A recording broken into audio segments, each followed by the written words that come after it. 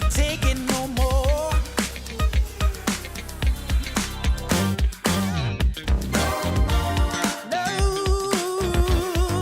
take it down. 'Cause the world is ain't killing me.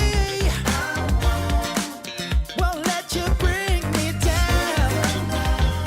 Even though you think you're better than me.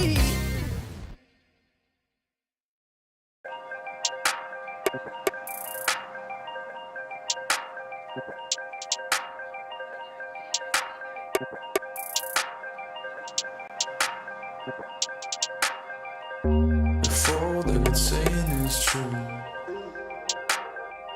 there's a wall before your eyes. Tell me, can you see right through?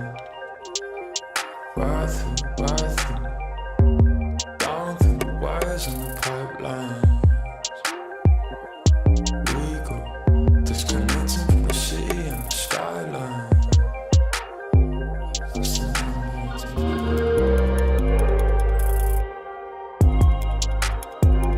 is the numbers again. The fights, the fear, the fear. This is the numbers again.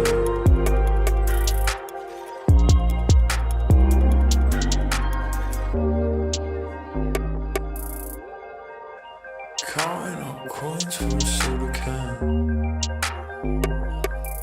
And there's nothing going on, no game plan, no plans. So I'm jumping out the fire, back into the frying pan. I'm trying to disconnect from the stats and the spray tans. Just another piece of data. Just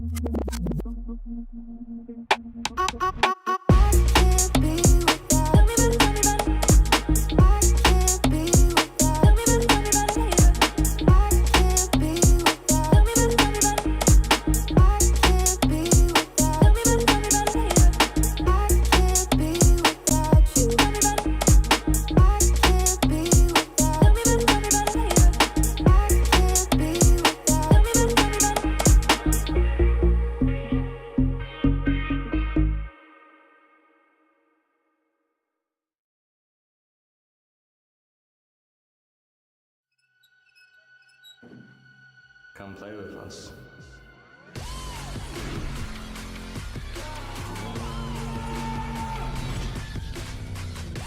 He wants to win right here, right now. It's crazy.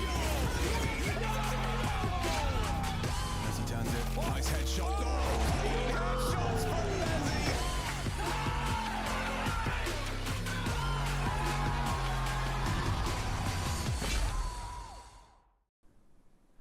Welcome back to the qualifiers of ESL Pro League Season 22. The quest for Europe's finest-ish continues. You already got Europe's finest in ESL Pro League, but we want to see the top of Tier 2. I am Tita, I'm joined by me, Michael, how are you feeling? I'm sorry, I had to do it with your spelling being like that, but hey. Yeah, no, I'm feeling pretty good. Maybe a U and a few O's over the course of the next few days. But yeah, it's been some good Counter-Strike so far within this European qualifier. Focusing today on Paravision and ex-Navi Junior. Quite a head-to-head that we have ahead of us, because these are both two teams that have been rising the ranks quite rapidly over the Tier 2 circuit. Some with underneath an organization, others with a newly found freedom that they're hoping to express.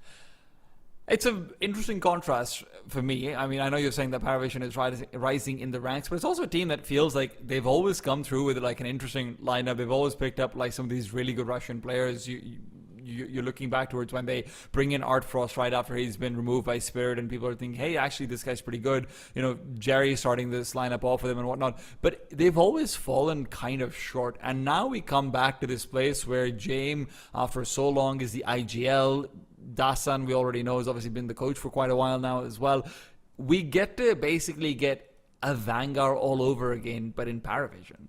Yeah, no, I think it is definitely interesting, and of course, people have a lot of things to say about Paravision, and even just the idea of James making a comeback, sort of rejoining with Kickert when he first joins into the project, and he's not even calling anymore. James kind of just focusing on AWPing. But with the recent roster move and Kickert being removed, James is now back to that position and trying to build a whole new project effectively. Even if Kickert had the legs underneath him for the last leadership position inside of Paravision, now James has to take that helm and justify whether or not he can actually be a top level in-game leader again. And Paravision, like you said, have been picking up a lot of prospective Russian players, whether they're in-game leaders or those with experience, and they've got a whole roster of players actually still on the bench. They can make a whole second roster off of who they have on the bench at the moment, and it's not like there aren't good pieces to be found there. So I think there is also this air with Paravision where even if they don't find success, actually weirdly, because they have those players on the bench, they actually would be able to make some rapid changes if they felt like they had to.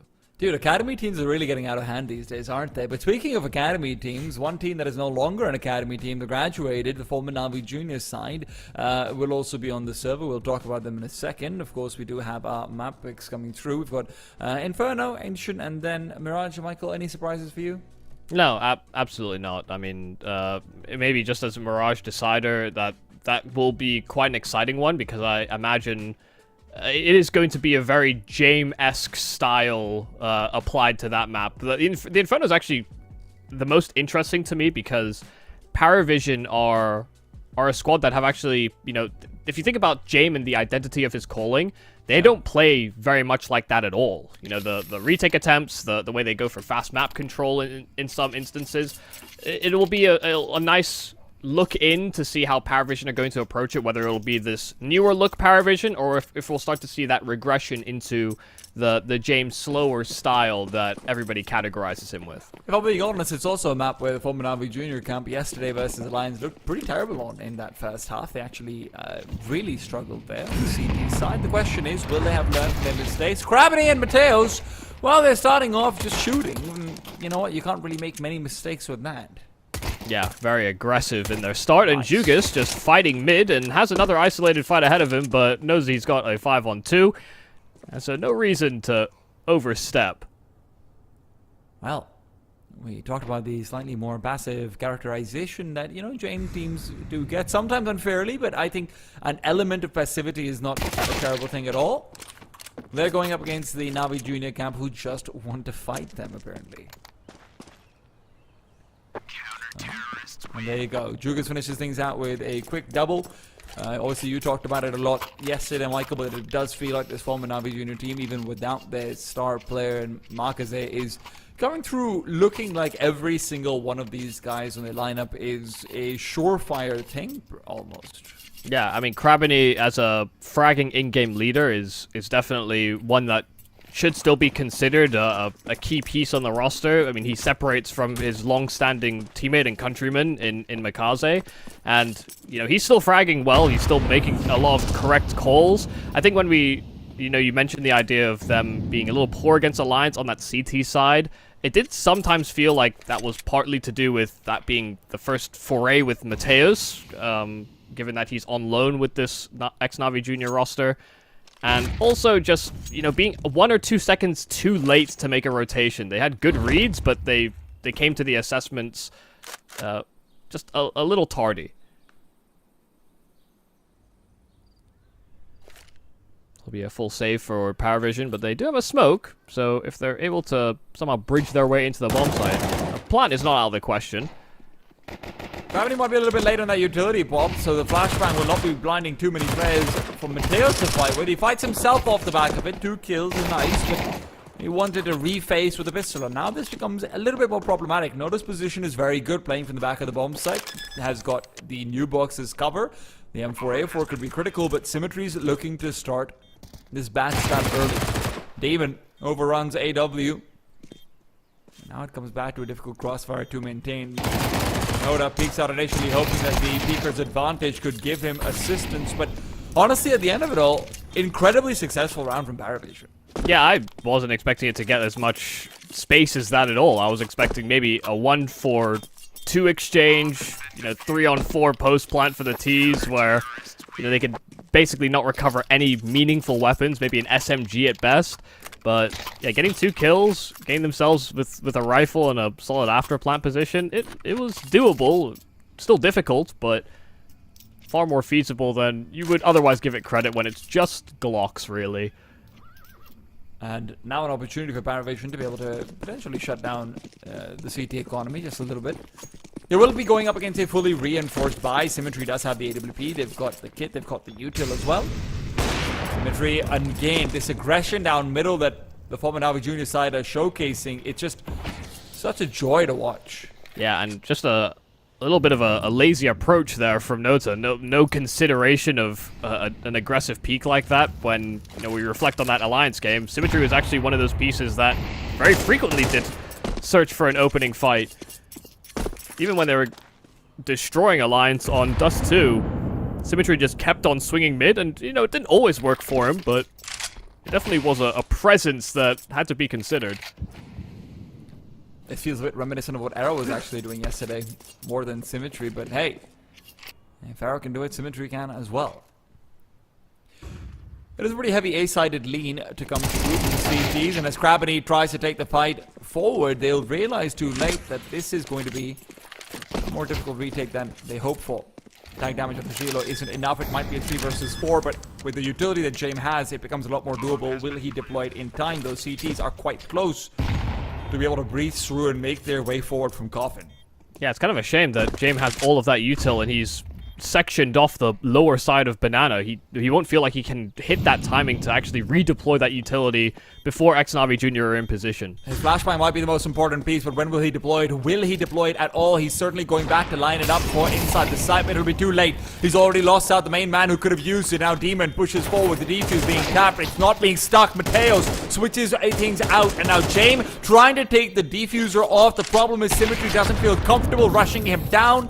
The AWP removing that possibility, and despite it being a 4 versus 3 where it felt like James' positioning could come back to bite Paravision, they still make it look pretty comfortable. He kind of smoked themselves off as well. I think he was trying to get a smoke to land CT or Coffins, and ended up just at the sandbag, which was a 2-man post-plant position for Paravision. So James actually almost messed them up, I think, by botching his smoke. But he comes away with very key kills at the end. I mean, thrust into a 1-on-3 where he dealt with the defender on the defuse, and then the angle for Symmetry just wasn't conducive to hunting the trade. So, a nice clutch there for James, but wasn't a pretty sight. Jamin clutches is always a pretty sight, Michael. I'd argue, you know, there's a spectrum. You know Well, what that they say, clutch pretty has is to in be the eye pretty. of the beholder, or whatever. Yeah, sure.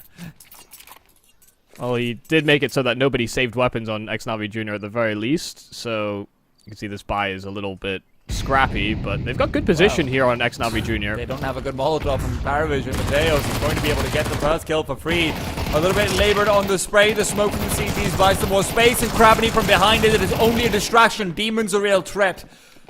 He's already found one, make it two, keeps himself posted behind Newbox, and with Paravision having missed that Molotov, he knows Demon is more than comfortable. Noda and Jame might get a kill apiece, but Noda got dinged down in the process. So Jame, who's fighting up with Jukas, he can get this kill. The last man alive has barely any HP. Krabany, his only advantage is knowledge of the bomb. James got no secrets to keep, so he can make plenty of noise, smoking off coffins. Still some time to work with. I know that 25 might seem like it's not a lot, but considering that the bomb shouldn't be planted, this should just be a question of who will get the kill. 15. Turns around, Krabany, perfect timing. Yeah, James just had no idea. That was the biggest advantage of Krabany is, I mean, sure he had the info on where James was, but James had no info on where he was, so...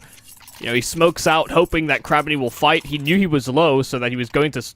He understood that he was likely going to swing at a certain timing, but he effectively gambles wrong. He didn't have any way to contain Krabany at the back of the bomb site.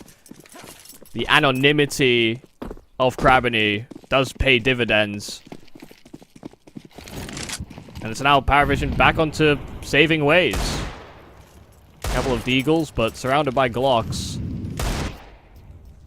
Been a little back and forth at the start of this game. Sure, you know, pistol and the anti-eco for Xnavi Jr. converted, but when it's come to gun rounds, we see that immediate balance being struck.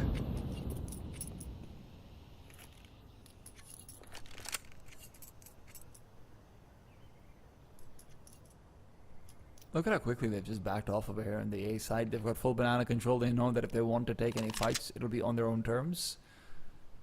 And number one priority is, can we not lose 3 players and let them get a bomb plant on an eco again? Yeah, I'd like that. Yeah, that would be nice. I mean, there just won't be any real starters here for Paravision. I will say, hoping that we don't see continuous missed util for this series. Yeah, it would be nice. Saw a couple flubbed lines from Xnavi Jr. yesterday. Seeing now some from Paravision. We'll get there eventually. Full set of util deployed out from pit, and it is much better looking than what we had coming out earlier on. Belcher, not too much pressure, too little to do. 4-1. Solid start for the former Navi Junior side on their opponent's map pick. Yeah, nobody upgrades as well. So, I mean, they went into that understanding that it was likely an anti-eco, but they still have, you know, 3 SMGs. And, you know, there's something to say about treating things as bonus rounds, but I think the efficacy of bonus rounds has actually been somewhat negated. I mean, the economy and having fewer rounds in MR12 does mean that losing a bonus actually has more weight than it did in MR15. Of course, winning the bonus can, I guess, it just feels more risk-reward than it did before. Dude, this is so many times that 4 players in A this early on, and I understand they're using a lot of utility out towards Banana. Sure, that's fine, but it does feel so risky. Krabany, high fracking as he might be, puts himself on an island, and as much as he'd like to get a tan, he has to be careful not to get burnt. It's also a fair few times we've seen Krabany go for this sort of fake retake of Top Banana. He's been overwhelmed trying to puff out his chest and bluff that it is actually a proper take. And the way things are going with the 3 MP9s, I understand that they feel like they want to try and fight brackets. Paravision might be looking to exploit that in their heads, but yeah, Krabby, again, smoking a Molotov, he might have that, but it does feel like Paravision are just going to be barreling through it with that 40-second mark being hit. You don't really have a choice but to start making a move.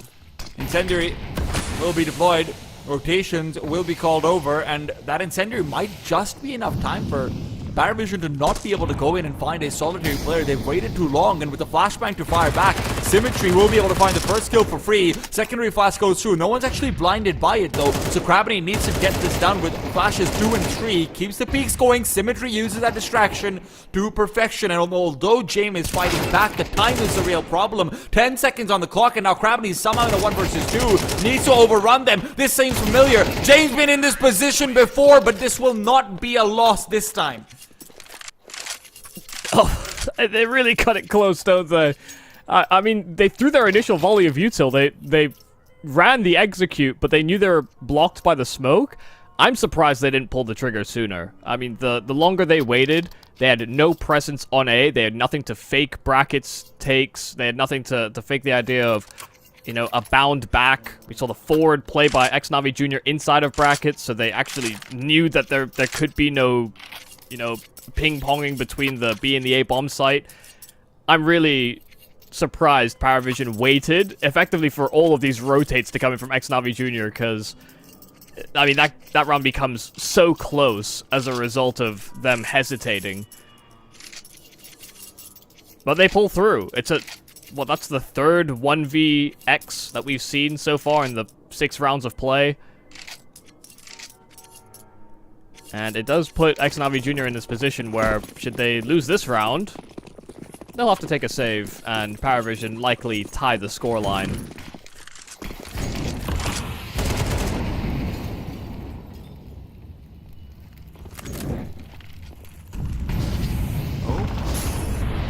Knights won't be coming in. Ping. But the flashes are good, and they're fighting back. This is perfection from AW. Noda sets him up for the best double you've ever seen. Or never seen in this case. Grenade for Incendiary. Paravision might have stalled too long. Now they're starting to wonder, do we go back to A? Is that maybe a good idea? Demon's actually flirting with death as he pushes forward to recover the smoke. Re-smokes out Banana. They'll be able to blow the smoke open and see there's no one on the other side. They start to go forward. They're going into the remaining 3 CT players, and Jukas is going to find 2 kills. Ducks behind cover, and he's recovered enough for the USP to be put to use. Switches out for the AK-47, and Shiloh no longer feels like he can go forward anymore. This hesitation from Paravision has cost them dearly. Oh my god, no, it's not over. It's not over yet, Michael. You're back to a 1v1. But the bomb's dropped at Jugas' feet, and with that smoke being so fresh, there's a lot of time to bleed out, and Jugas only has to worry about 1 position. He's backing off. Gilo's through the smoke. Gilo is expecting this to be a much more massive angle, likely. Coffin, like it. CT's what he's worried about as well. Jugas timing is great. The quad kill to finish it all out. And again, Paravision had every advantage. They just don't press on it. Yeah, they get the freest, opening double entry. I actually don't understand why Paravision feel this need to considerably slow their roll. It's not like they don't find those picks early enough that they actually can work the rest of the map. They have the freedom to do so. And, you know, from Xnavi Jr.'s point of view, we've lost 2 on B in the opening 20 seconds, and they've just smoked coffins in CT. It has to be a B hit, but Paravision are sitting behind the opening banana smoke until the rotates again come through for Xnavi Jr. It's a little perplexing. I'm surprised that this lack of, I guess, killer instinct from Paravision, because the opening gambit was successful. It was perfectly played until they had that hesitation.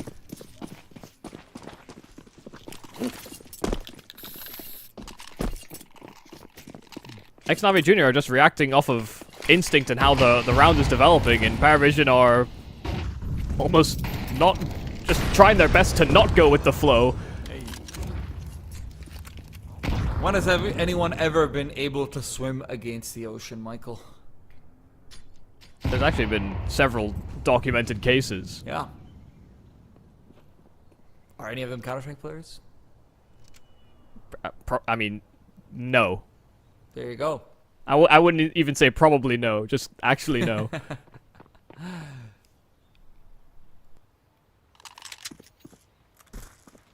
Well, a burst through mid. It is Glocks and a single Tech 9. Jame will upgrade his way into an AK, and Belchinox doubled up with his Glock. SMG recovered. Nota trying to escape. He's got the bomb on his back. He's actually baiting in Mateus into the Jame AK. And so now with Nota repositioning, a smoke in mid, Crabini will try and give chase, but Jame is holding this smoke, and he'll find him as he emerges. This is a full Glock round, bar the Jame Tech 9 that Paravision have stolen away. Gotta say, man, their Glock rounds are like, really well thought out. So, I mean, it's just surprising how much success they get on them, I suppose. Is Jame the best Glock round caller of all time? On everything but the actual pistol. That's not a Glock round, right? That's a pistol round. Yeah, but you have Glocks. Look, it's strange. I'm not going to pretend to understand this. The former Navi Junior camp, however, are going to be demolished by this one. That last 1v1 going into this loss of a hair, it is going to remove what could have been a very commanding lead for the first half of their enemy's map pick, no less. This has been quite a perplexing game so far. It's happening again. Yeah, I mean, that's a nice shot from Mateus. Covers his teammate perfectly.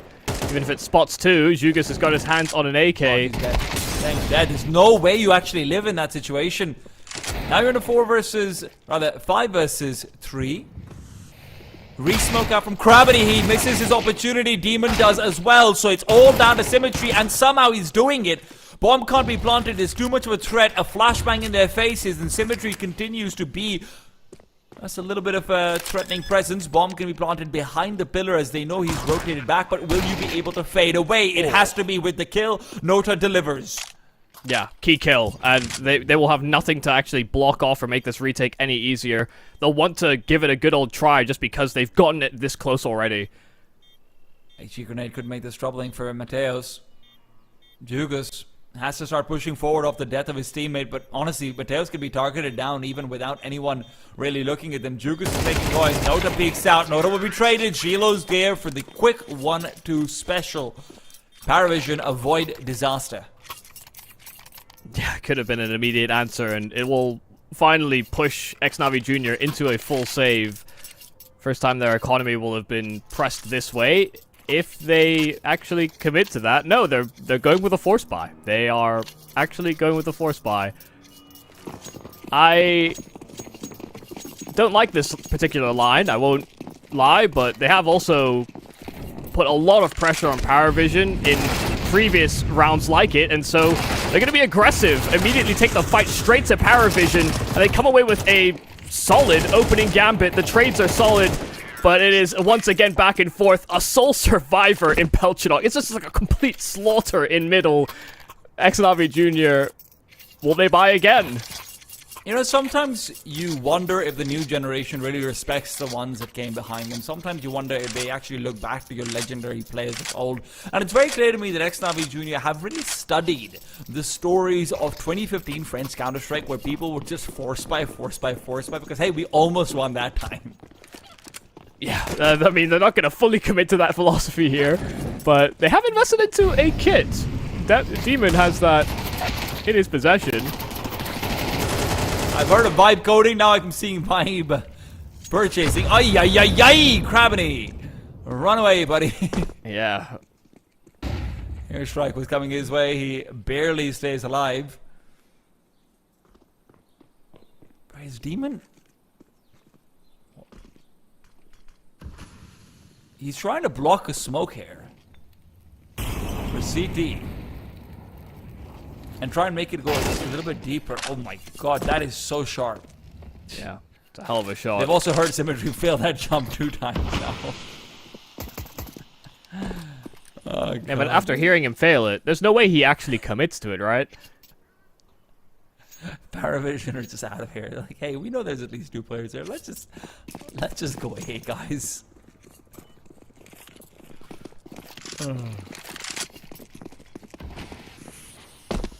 well, cruel and unusual punishment. They waited, but they are not rewarded. Paravision have run the other way. And they'll take a free A bomb site. Nothing really to dissuade Xnavi Jr. from hunting for a few extra kills, maybe get their hands on some AKs, moving into that last round of the half.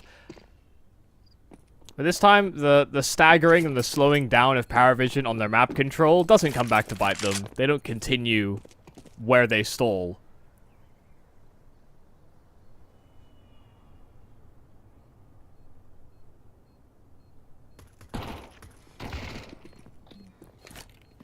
I do wonder what the plan was with Demon in that kit, because he was, like, actively fighting. Which, you know, surely if you're buying a kit in a round like this, you're trying to be a little sneaky about the fact that you have that in your possession.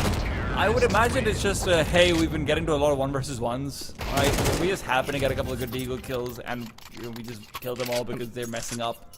I mean, there's a kit available. Yeah, it kind of opens the window, perhaps. Yeah. Maybe. But on a full save? If they can win Gawk rounds, we can win full saves. Sure. Anything you can do, I can do, hopefully. Symmetry's AWB will be trained down middle early on. It is looking for a wider swing from right foot that will not be coming over, but a nice double shot. Chilo even taking damage for the kill onto Jame. That's big. Yeah, Jame looked ready for that as well, but the fact that Symmetry is able to outduel him is quite something. Oh my goodness. AW ahead of the Incendiary finds 2, and Symmetry is at least there to rectify any space taken. In fact, he'll challenge through the edge of the smoke, flash in as well. They know that he could be inside the site itself. Paravision have slowed down, and they tried to link with Belchanok, but he's lost his space and his life. Demon maintaining possession of that A site as well. Why is everyone going back to B? It's going to be It's a good read from Xnavi Jr. for sure. It really is. I mean, it's fantastic. And Paravision are walking into that read. Nice angle from Noda. They're clearing out coffins as well. In the meanwhile, they do have an HE on Demon. They wanted to clear that one out. Symmetry watches them coming over. Tuka just pushes through. 6 for 6. Navi Jr. will at least equalize at the turn of the half. It's a strange half. Let's see what the second one has in store for us after a quick break.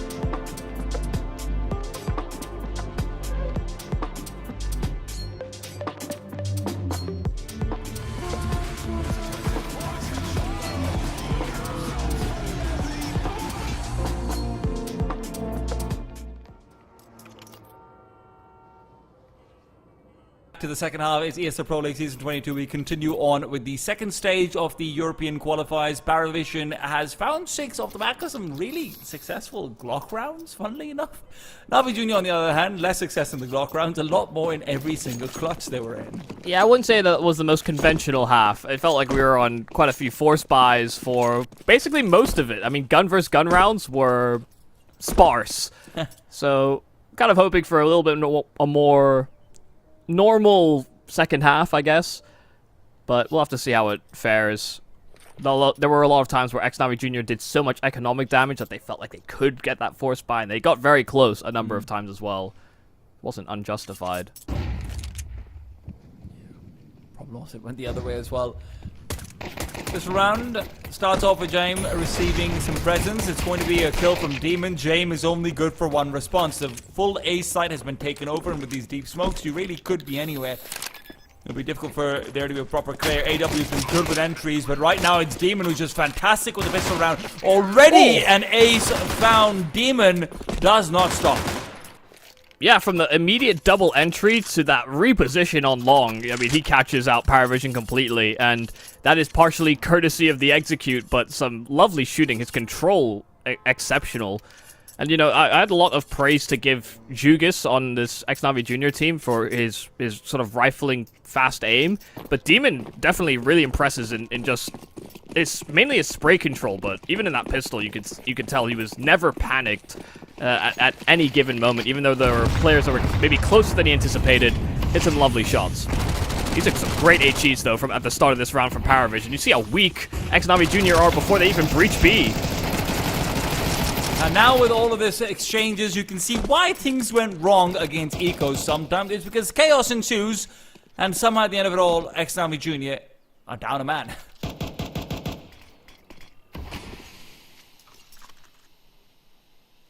And they're so weak that, you know, a P250 headshot, LA USP headshot. Belchanok with the MP9, Kevlar, and full HP. Yeah. Three bullets to the chest with a 5.7. You know, these players are all susceptible to being felled. But look at what Paravision are up to. This is As really Navi good. Junior re-navigate to second middle and explore other options, Paravision have kind of gotten ahead of the play, but they're also being quite loud about their info gathering. And so James runs down mid, but he sees and gets caught by Jugis, so it's back to 3-on-3, but it's alerted Paravision that it might be an A play. These are really good positions between Shilo and Belchanok. There's no way you come out onto this bomb site. Jugis is going to be having his head exposed. Belchanok is teed up for 3. What a round coming out from Paravision. Yeah, I mean, exceptional stuff. And to be honest, I actually do think it's a mistake that Jugis took the kill on James. It felt free. You could understand it for stability, but by doing that, you know, Paravision, I think we're about to start pulling away from that A-bomb site completely because James had cleared it. They didn't consider the possibility after so much pressure was applied to Banana that Navi Junior would reposition so deeply to the apartments as their way into that A site. But that's all in hindsight. Paravision have caused that upset and pushed Navi Junior into another force buy. If you lose to a force, you've got to answer with force.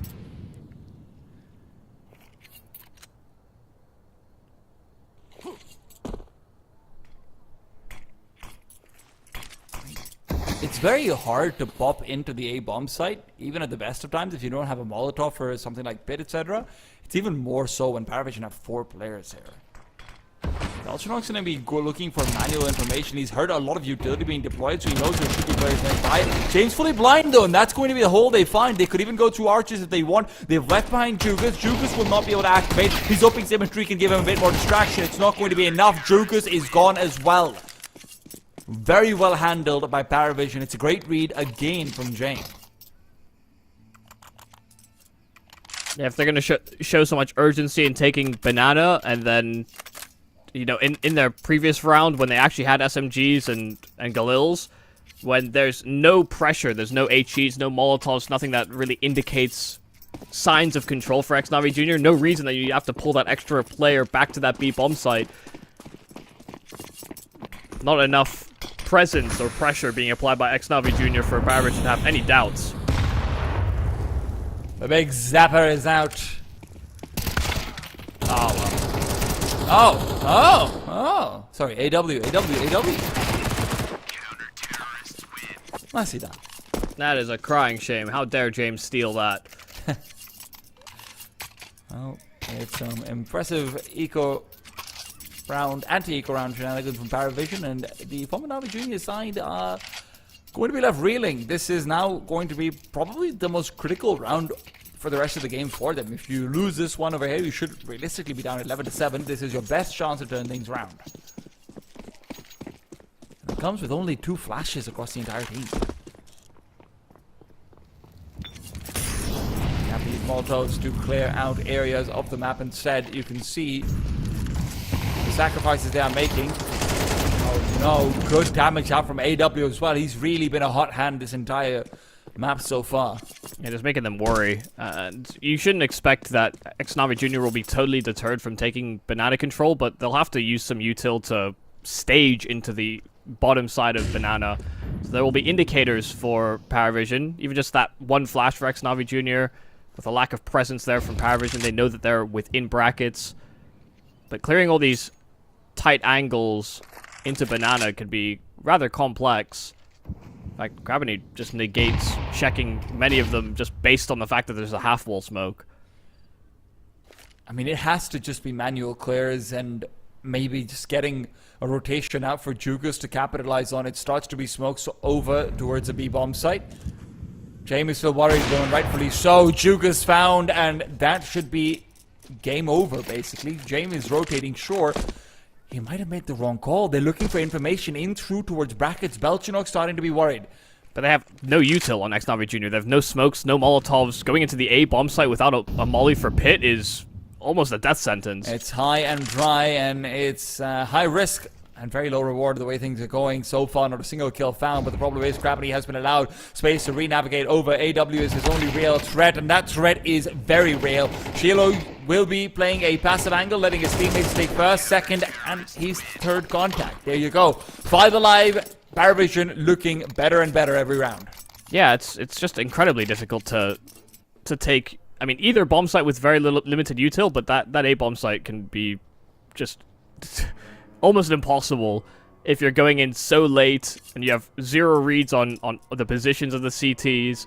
If you don't have someone that's kind of been keeping tabs on positions or how many numbers are there in having like a player in boiler or the apartments that can, you know, call those numbers or throw what limited util that you actually had. It's a pretty desperate call there from Xnavi Jr. They were really banking on Jugas getting into arches and somehow creating an opportunity, either throwing chaos on that A bomb site or cutting off rotates to B.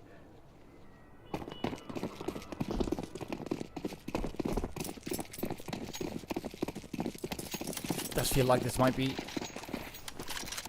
a must win if you want to have even a reasonably even scale. You'll have a buy in the next round, of course. Let's not take away from that at all. But the way Paravision are reading the map right now, the way they are just always at the right place at the right time, you just need some sort of moral victory as well. Tech9 rush onto the B-bomb site can be one of those. AW, however, will be receiving great flashbangs, and Nota will find 2 kills. Incendiary singes the feet, but not enough damage dealt. So it can be some recovered weapons. Not too many of them, though. Just the one AW inside of spawn died pretty deep, and nobody was going to go chasing on the Xnavi Jr. side. This smoke is very awkward inside of Church, though, and Krabany just taking his position where he can tuck, hide, and maybe cut them dry where they least expect it. HE almost finishes the job, and actually the spam, they were very conscious of that play. Yeah, they jumped up and they spotted him out as well over there. So Symmetry now has to close the distance. James is the one who's recovering CT, but Symmetry will be able to overrun him. Mateos, what a shot from him! Back to the one-on-one. Belchinok no longer the time. Symmetry will be able to win them the round with that 1 CT kill. Now, for the game that James has been having as well, that's a key whiff. I mean, he shot a lot of bullets. It's not like Symmetry insta-headshot him on that tech. That was kind of the best play that Xnavi Jr. could make, and a very important duel for Symmetry to have won. that's a bit of a heartbreaker, really, for Paravision, because they had the manpower. They get a man advantage after losing control of the site, only for that to happen. I am a bit confused as to why AW as he's supposed to be the first response player on that B-bomb site. You know, he's jiggling spawn, he hears the util coming, he's supposed to deploy the smoke, but he actually just doesn't get it out of his hands. And as a result of that, you know, he pulls his gun and just fights kind of desperately before the CT smoke blooms. But if he gets that smoke out, you know, he could just spam, and xNavi Jr. are running through a gray screen into effectively another gray screen. There's kind of very few ways that he dies aside from getting spammed back, and it meant that, you know, the 2 kills that Nota gets, or is still likely to get set up for, would likely still happen. It's, yeah, a minor mistake, but it could result in a few more rounds for xNavi Jr. The pace change here is massive. It's only Belchenok over here, and he is confused. He knows that there should be at least a lurking player. Jugas is about to find him for free. If Belchenok continues to go forward, but he decides not to. It'll be a regrouping order that's given out, but look at the utility available for Navi Jr. It is multiple Molotovs, HEs, and smokes. This is going to be an impossible retake. Paravision realized that as well.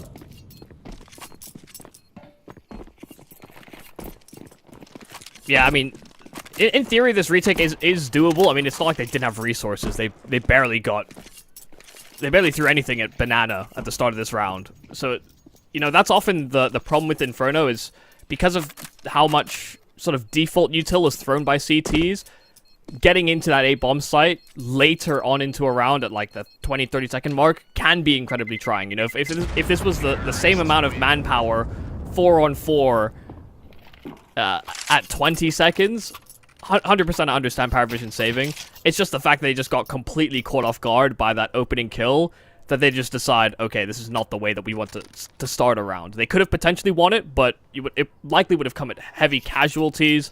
Their money wouldn't have been great. That's always been kind of a hallmark of James Dastan, is being very fiscally responsible about their choices. Even if it can be a bit of a crawl at times, they don't mind a long game. I wonder if their contracts have changed ever since their VP days, right? You know, could all paid by the round. Yeah. Or potentially subsidized by the round. You know, that feels a bit more eloquent. Well, util all over the shop, and it's come open for business. Customers at the gate. Belchenok looking to receive them with a couple of bullets to their head. No trespassing here. Belchenok and Gilo. What a crossfire between the two of them. Mateos left, wondering, how the hell am I going to do anything here? I don't have a bomb. I don't have any positions. I just missed my best chance. Maybe this one's not meant to be. Oh no, maybe it is! The headshot is clean. The opportunity is not really there, though. Yeah, had he got the kill onto James, as well as, you know, combine that with Library, that round becomes incredibly doable. Decent attempt there from Mateos.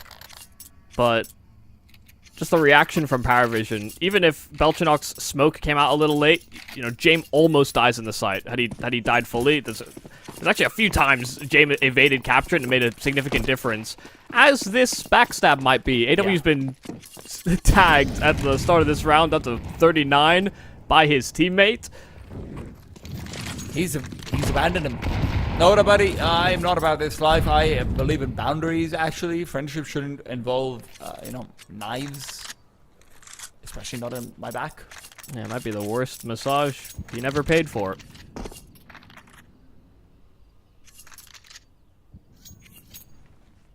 That said, Paravision, with this really defensive line out towards A, will have no brackets information whatsoever. So that extra smoke that's being chucked out towards Arches by Jugas might be enough to keep them here for a while longer. It means Navi Jr. will have another 12-second window or so where they can start to move in. Noda will have utility for days. Don't forget, he's got plenty of places to deploy it from as well. Now the smoke goes out from him. He's still worried. D-side is going to start moving in soon. He knows it as well. Nice first kill, but that's all he'll get. Jugas made his way over. It'll be a bomb plant on the B bomb site, and still 2 smokes and a Molotov left.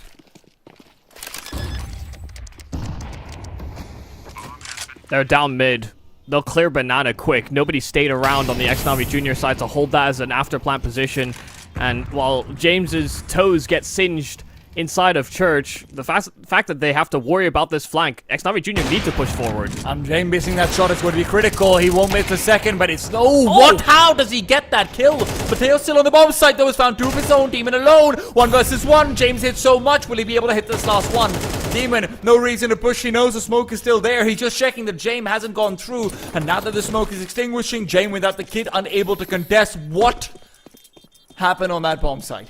Yeah, I mean, Mateus just comes in with these 2 key kills, and Demon tucked all the way. I mean, they needed a multi-kill out of somebody inside of that site, and given the fact that Paravision were so hard-pressed through the banana flank, you need to limit them to 1-for-1 exchanges. You have a, man advantage that James has created for you. The site defense just chopping them to bits. James couldn't have done more from the spot he was in. Yeah.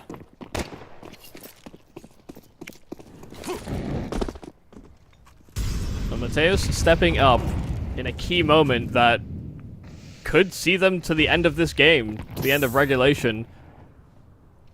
Paravision don't have tons in the reserve that it can look back at. Saving 2 weapons would allow them to buy in that next round.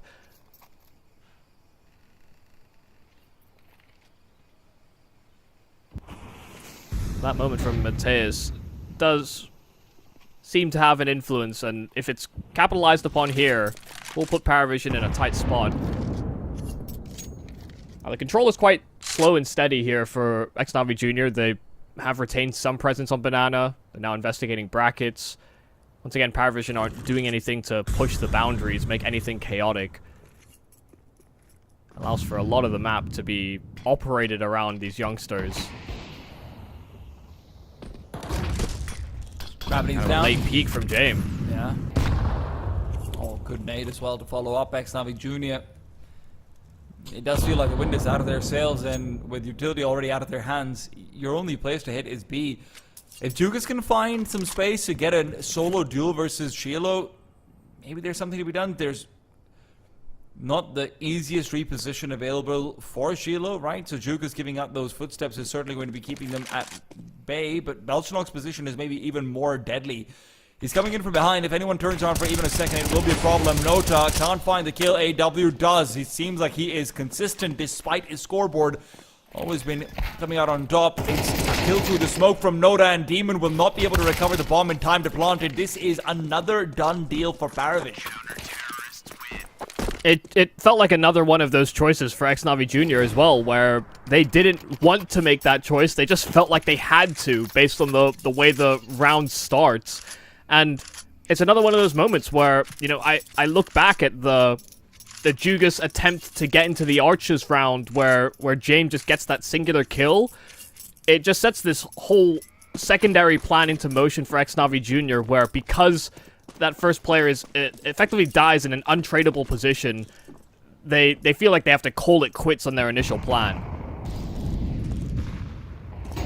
That's talking a lot of ifs and buts and ways back in for Xnavi Junior, but that win from Paravision now tees them up for complete success here on Inferno. Xnavi Junior just have 1 rifle to play around. His injury starts to force him forward. AW misses his shot though, and with this is all Nota. He's only good for 1. Shiloh's already used most of that weapon, and with Demon pushing through the smoke, I really thought he'd be able to find him with a nade drawn out still. Shiloh recovers in time. The bomb can be planted. The kill is not found by the flames. This is still troublesome. Should Belchenok find a good grenade? Mattis' life is over. Jugas is taken away with just the AK.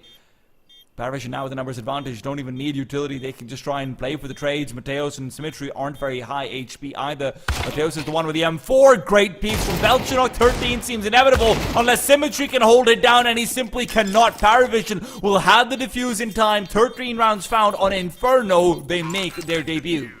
Yeah, I mean, massive round there from Belchinok, but a solid game all round, really, from Paravision. Some key moments. Xnave Jr. pressing them continuously throughout this map. I mean, you could see Inferno have traded a completely different way had they not lost some of those Glock rounds, had a few more of those force buys actually pulled through. It did seem like that game hung by a knife's edge, but the talent fully on display from both sides, that much is true. And let's hope that it can be continued to be put on display going into Ancient. Inferno had some goofy, geeky, and, some pretty high fragging moments as well. We want more of that in map number 2, which is coming up after a quick break. As he turns it, nice headshot.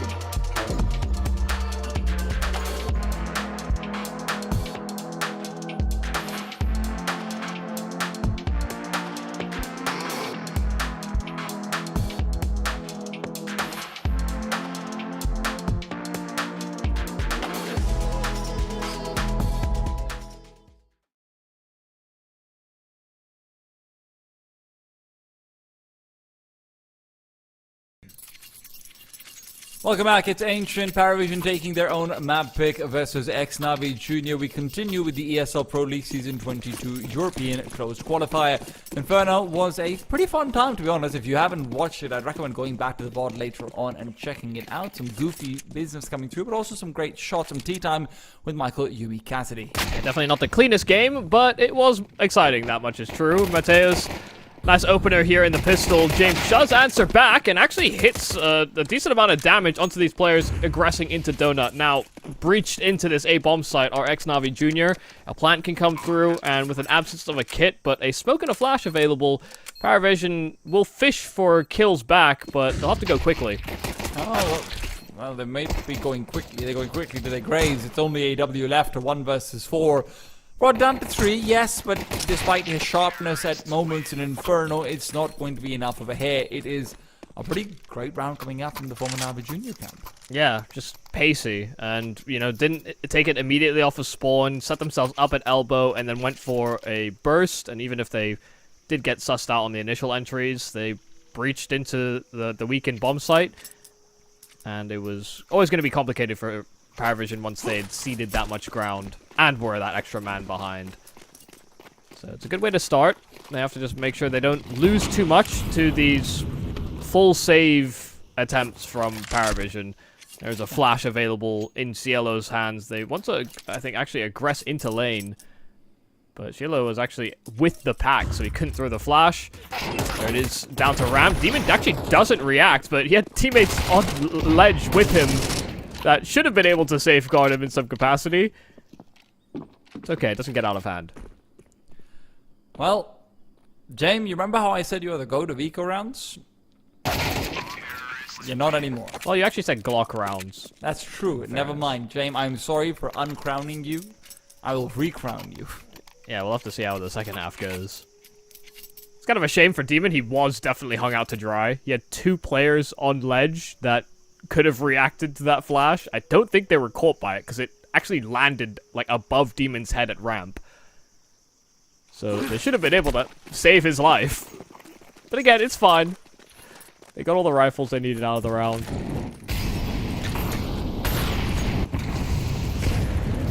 First real investment here for Paravision, and you can see there's a lot of incendiaries over at elbow. Good call for the Molotov for Krabini to take the entrance to Jag.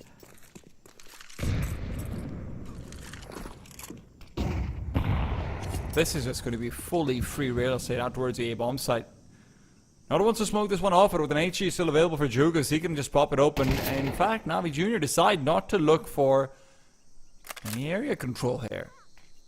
I don't know what just happened with that smoke, but it didn't go to CT, which is where I'm guessing it was supposed to. Now there's 4 players inside Red Room who are going to be walking through. James spots out a hand, and that's more than enough for him to start backing off and calling for help. That help will be insufficient. He's dead regardless, but at least he goes 1 for 1. Now there was a aforementioned help, and he does nothing.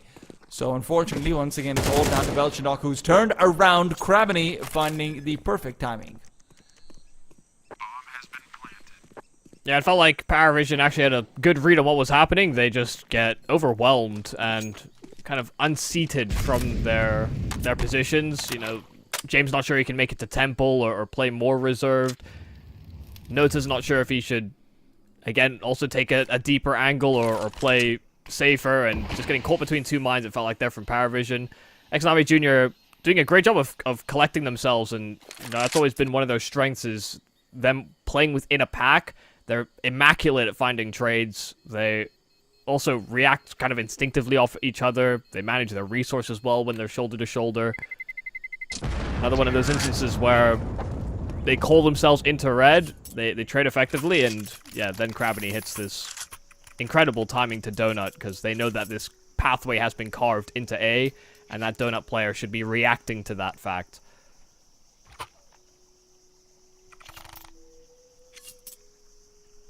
I'm not sure it could have started really any smoother here for X-Navi Jr. The pistol plan worked out flawlessly. The anti-eco worked pretty much flawlessly. And against that first buy, no hiccups either. Well,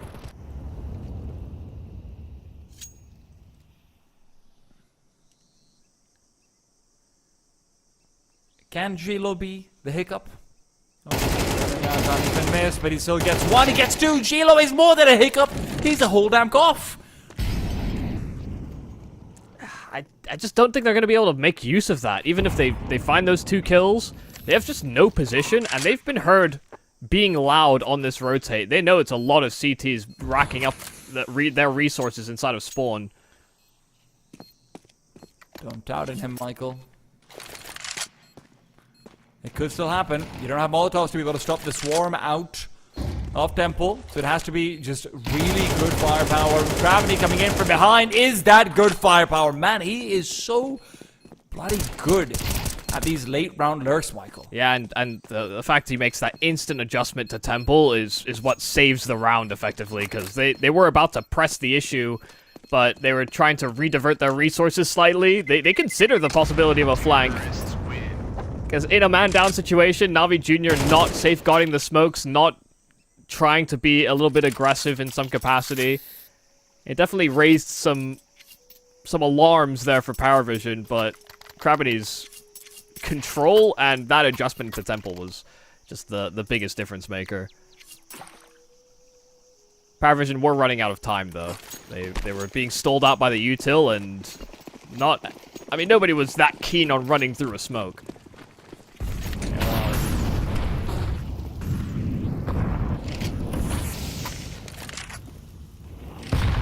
Grenade's going to be received. Gravity's the one to take most of that damage.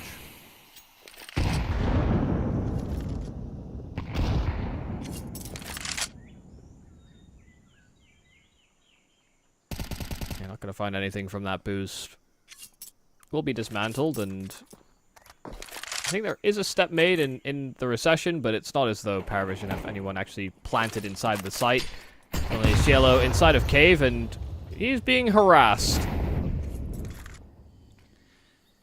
Oh, a firework popping. It's, you know, missed Molotovs, missed smokes. They have been weirdly just in Na'Vi Junior series. It's happened. Not even necessarily them that's missing all the util. I mean, Power Vision had some awkward moments themselves on Inferno.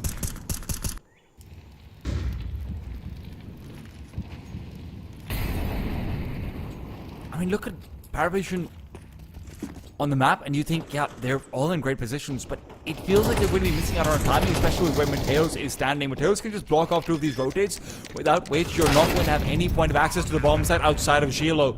Oh, sorry, Jukas, not Mateos. Jukas. The man is going to continue forward. Gilo is still falling, and sure, Nota gets the better of Jukas, but you've just lost out on the timing because of it. Yeah, James, we're just thinking, how have we messed this one up? I mean, we've got 3 players back square on that B bomb site. Sure, it's not a great position to actually fight for the site itself, but Jame had a full belt of util that he could use to harass the plant. It was a pretty late round decision for Na'Vi Jr. to collapse on B, and having those resources late actually is, you know, a great win condition for CT sides. Should you play more for the retake, but they lost numbers behind the smokes, and they weren't able to pull anything back from it. It's another save coming into this round, and there will be at least a couple weapons in the employment of Power Vision. But Na'Vi Jr. just feel like they're getting their way. Whenever they want to. Yeah. James will be featuring on the A bomb site solo. He wants to let the rest of his team activate with the MP9s. It's a must-have. But that activation, there really doesn't feel like there's any contact being made early on at all. And yes, that's not necessarily bad for the CT side. But Na'Vi Jr. just gets so much good space across the entire territory. Yeah, the map just feels so open, I think is the real issue here for Power Vision. Na'Vi Jr. just Molotov themselves off of the A hit, which is... You know what they say, T-side Molotovs are the most powerful for the CTs. Nota, MP9's going to be able to find the freebie as well. Mateos is gone, and as Krabby is still hunting for the prey, Demons found it inside the site. Nota's going to be pushed down from the side. Gravity continues to find these great timings on the lurk. He simply cannot be detected. I feel like I've gotten the rhythm of this, Michael. Utility goes wrong. Some things get messed up by Navi Jr. Paravision put their players in the right place and sometimes get an advantage and then they lose. I don't even know that Paravision are necessarily always putting their players in the right place, unfortunately, which is maybe where the rhythm is thrown off slightly. I am not a fan of just how this map is going in general. I don't think they are either. I think if I, and it's not like I have any vested interest in Paravision or Xnavi Jr. succeeding. It's more so that I want Xnavi Jr. to be pressed, and I want them to be, almost a little stressed out playing against a team like Paravision. But I'm just not seeing enough of a threat from this CT side. It's been very reserved. You're playing inside of bomb sites. I understand that's, not something that's unusual for, Jame-led teams, actually. But that CT side on Ancient is so often categorized by early round CT aggression into maybe a more defensive equilibrium later on. You have to make the default uncomfortable. So Paravision are now starting to change that up. And they find success with it. Flashbang is good, but Demon's ready playing anti-flash. He's got the kill, he's got the sight. There's no one over here to defend. AW playing too far back. He'll be traded immediately by Mateos. And as Mateos continues forward, it's trades on trades. Symmetry realizes his only job over here now is to provide one. Finally, it's too far forward, though Jame will be able to come back. But look at these shots being hit. The grenade will be able to find the kill from beyond the grave, leaving Krabany in a 1 versus 1. Bomb's not planted for him, though. He has to cover the cross. Nota does make his way over. This Molotov is his best friend, but the problem is the smoke that's already down. Gravany's gonna realize too late. He might still get the kill into the smoke. It's so much damage, and now he's holding his nerve. He's playing the clock, and he's played it perfectly. My God. Nota might not even live. I'm pretty sure he doesn't live. He's dead. Things are just not working out for Paravision. Yeah, I also don't know that I necessarily understand the logic of seeing where the plant is in the 1v1. Krabany's reposition isn't actually that strong. He has to hit like a blinder of a shot as he comes up ramp if he actually wants to contest it. I mean, great understanding and control, at least when that smoke is down, that it's kind of not providing enough coverage for off-axis defuse attempts. He spammed the right spot. It did a lot of damage, but why did Nota tap it and then get off immediately? This is already a weird, hectic start as well to the start of mid. I mean, Mateus has died to his own Molotov. There's a 1-for-1 trade aside from that, but Paravision have an advantage, I suppose. See if they actually capitalize on it or not. They have narrowly seen that timing onto Krabany. Flash is great. They know they have him pinned in position, but they are terrified of him. He's already backed off. He's going to be able to retake forward as well. Jugas' position is impeccable. How is he inside the bomb site? Where Krabany has been played around and played for, so he can be sneaky now. Jugas has his opportunity, but he needs more than just the 2 he's already got. Belchanok and Jame fight back. A flashy double will not end this round, but a quad would. Jame pushes through with a USP. It's all he needs. Jugas was already low, and with that, Paravision will debut on the scoreboard. Yeah, I don't even really know what to say about this round. Fast mid control into a surprising Paravision double, and then this exec happens.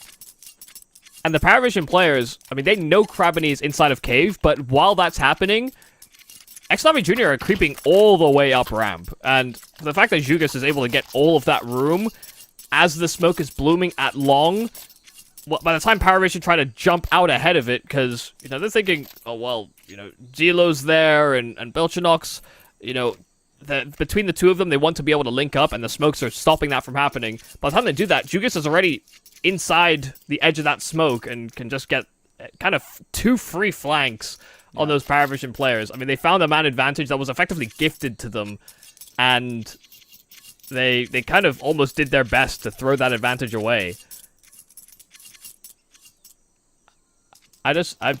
I'm very perplexed. I'm very confused. These are not the types of players that I expect to make these types of maneuvers, I suppose. Here, that's not great. Mateo's killed himself with the Molotov. Why not kill someone else with it as well? Gravity. Can we just take a timeout? Can someone just take a timeout and just breathe? settle everyone? Demon barely gets away with his life there. We had a cast recently where it felt like the textures were degrading round by round for some reason, like the graphics card was dying.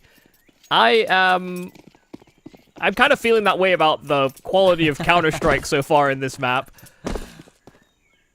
It's like you don't realize it until it's pointed out, but when it is pointed out, you can't stop seeing it. Yeah, it's just become incredibly chaotic. I mean, you don't see anyone really that settled, even on Xnavi Jr.'s side, and everything's kind of been working for them.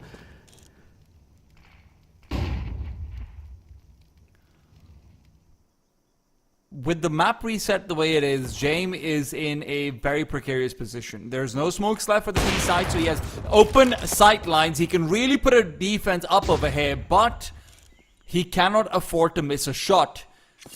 Now it's Symmetry marking him off. Crabney trying to close the distance. He's lost a teammate elsewhere. Demon will finish him off. It has to be an attempt to save. Paravision no longer in a position where a contest is possible. Shiloh, an AK recovered, and that just means there's more to save. Still hanging around, though. Still hanging around to see if Xnavi Jr. actually pursue. I actually don't think there's much of an incentive to. But they still create a quite wide net just to see if they can deal with these weapons.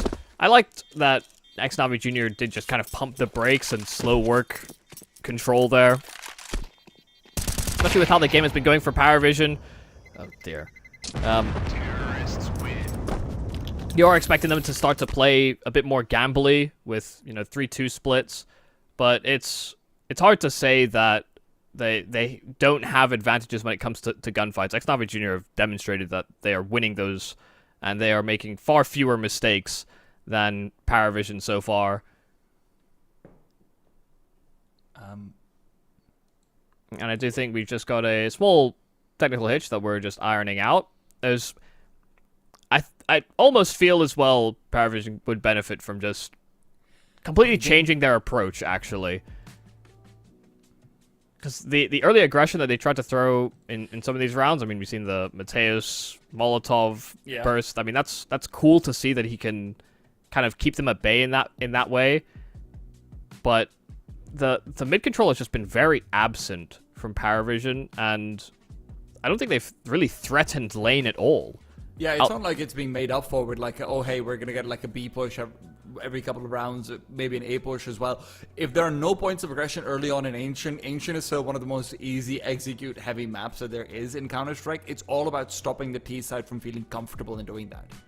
Yeah, I mean, I watched a game recently. I think it was Hot2 and Chinggis Warriors, which is an Asian game, but which not many players or viewers, I guess, that are watching the European region will necessarily relate to. But, one of the problems was that Hot2 overload mid and B, so much so that the A bomb side is completely free. And, that can be the liability sometimes for teams.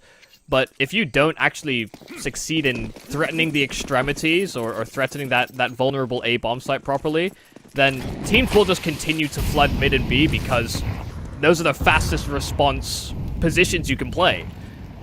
And it overloads the map very heavily. But you see, Paravision, the way they've been playing very site-contained, and so it leaves mid very open.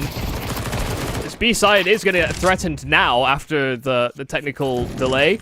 And Krabiny's dealt with. So there is a response here from Paravision, but Lota needed a kill. The Demon double is deadly. Demon's kind of crazy, actually.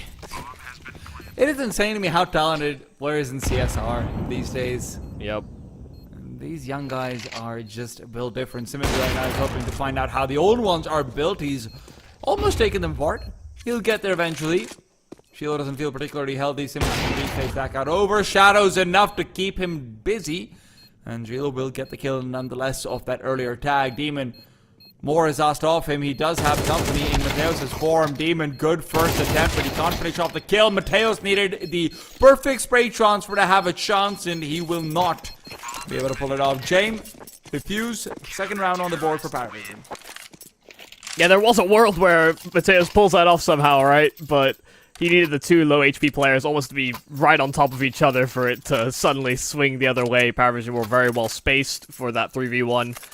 And, you know, they're just lucky to a certain extent that that 3v3 kind of doesn't play out the way that so many that have gone by have done so in favor of Navi Jr. But I like that Paravision were allowed to be a little bit more aggressive this time over. They, you know, we say they've not been pressuring ramp or lane. They have done so in that round. James does take contact at ramp this time, and he continues to plug away with that AWP. His space taken by Cielo, but James can't escape. Nota through the smoke also dealt with. And now just Belchinok in a 1v2, but he should know that one of these players is low. He has to go for this, is the problem. It's one of the best opportunities Paravision has had to retake, but going through the smoke into players who do have an incendiary as well. Mateos will be able to find his back turn, but he doesn't get the kill. If Jukas uses the incendiary, he's really putting himself at risk. Belchinok on the defuse, sticking it out, could just get it all done. Jukas isn't expecting it. It'll be round number 3.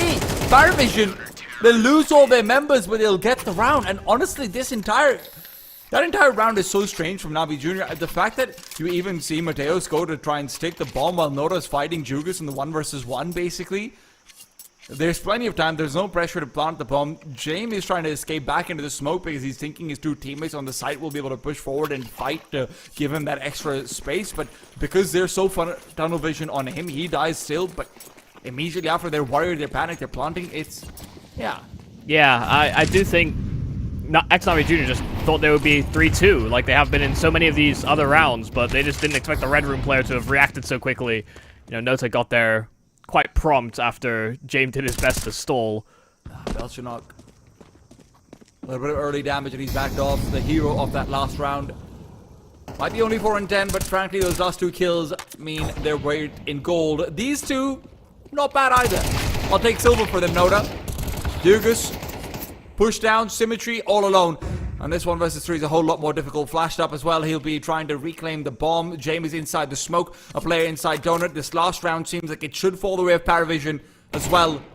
4 is not fantastic, but at least it's a minimum. It's also not found just yet. Symmetry pushing through. Crouch walking forward. Time was his only ally, and right now his life is not either. Shiloh will put him to rest. 4 to 8 for Paravision. Is it enough? Let's find out after a break.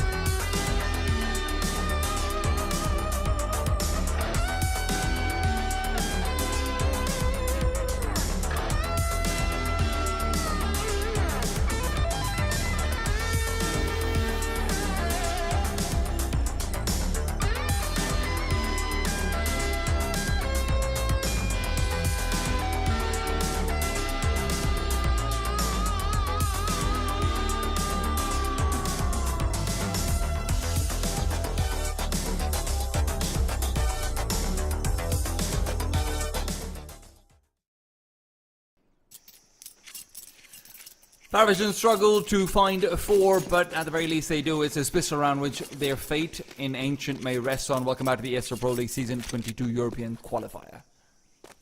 Yeah, Exanavi Jr. had their way with that first half for a while, and then Paravision came away with some very, very close rounds, I will say. But they pulled together 4, and that is enough of a buffer where, you're right, you know, this pistol can change quite a lot. Like the double setup inside of Cave, it's not something that is uncommon, but having these dualies up close, Mateos is the one that we will look at to be a key piece should Paravision continue to pressure B. But while they're kind of investigating that area, Belchanok is actually clearing things throughout that A bomb site, and so they may realize that there's a simple path that can be taken. Belchanok finally ideas where Jugas is, but he's also forcing a one-on-one where Jugas hears that presence in Donut and will recede to safer passage. Well, that safer passage isn't all that safe. Bomb can be planted over here as well. It's a great timing of the smoke. You'll have that for about 15 more seconds while the bomb's still going on. Crab, and he finds it right through. No one thought that there was some sort of safety available. There just isn't. No, Belchanok, the man who started it all with the area he's able to find. Wants to find some kills as well. They have a Molotov, but it's going to be extinguished inside the smoke. They misread it. That could be the difference maker between losing and winning this round. Belchanok only good for 1. Make it 2. Shiloh as well. Strikes through, and Gravity, who found the kill through the smoke, will hope to find a defuse through it as well. Moves out of the smoke. Game gets time to position himself for the knife, and Shiloh puts him away before it's even needed. Shout out Belchanok, I suppose, because, yeah, the mistiming on that Molotov to the elbow... yeah, to the CT cross rather on the smoke actually could have been a difference maker. You're right. You know, the fact that they get so much space there for Exanavi Jr. on that retake, they actually get a couple of kills back, only for Belchanok to throw a spanner in the works immediately, just playing around big. So, pistol round taken, forced buy here for Exanavi Jr. as they hope to apply some pressure and maybe even cause that upset. They came so close in a number of rounds on Inferno, and they'll succeed in finding an opener. But it's the James Shiloh combo that answer and response. James on low bullets needed that headshot, and he will get it. Well, Jukas has just run away. Yeah, he might be able to find the bomb because of it. Awkward move, and Kraven's recovered A Galil? a Galil. And a Molotov. If Jukas finds the bomb here, this is not a terrible angle to fight from.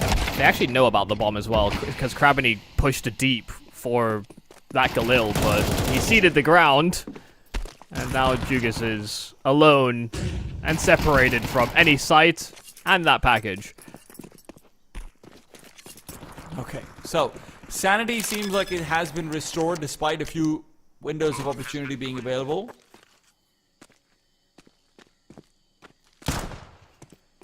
It will be a force by loss, leading to what is likely going to be 7 rounds from Paravision. Yeah, I can appreciate the line of thinking there from Exanavi Jr. at the very least. And critique Paravision for being too passive in so many rounds. First buy for Exanavi Jr. was one where they clearly wanted to set the tone. Doesn't necessarily work. Running through smokes is always a risk. Yeah.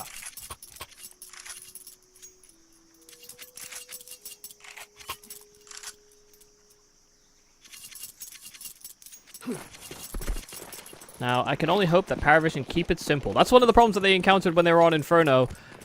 A couple moments where it felt like the decision tree actually should be quite simple, given that they find quick entries, only for them to stall, freeze, and just lose rounds that they otherwise shouldn't. Exanavi Jr. were doing a great job of punishing those types of choices.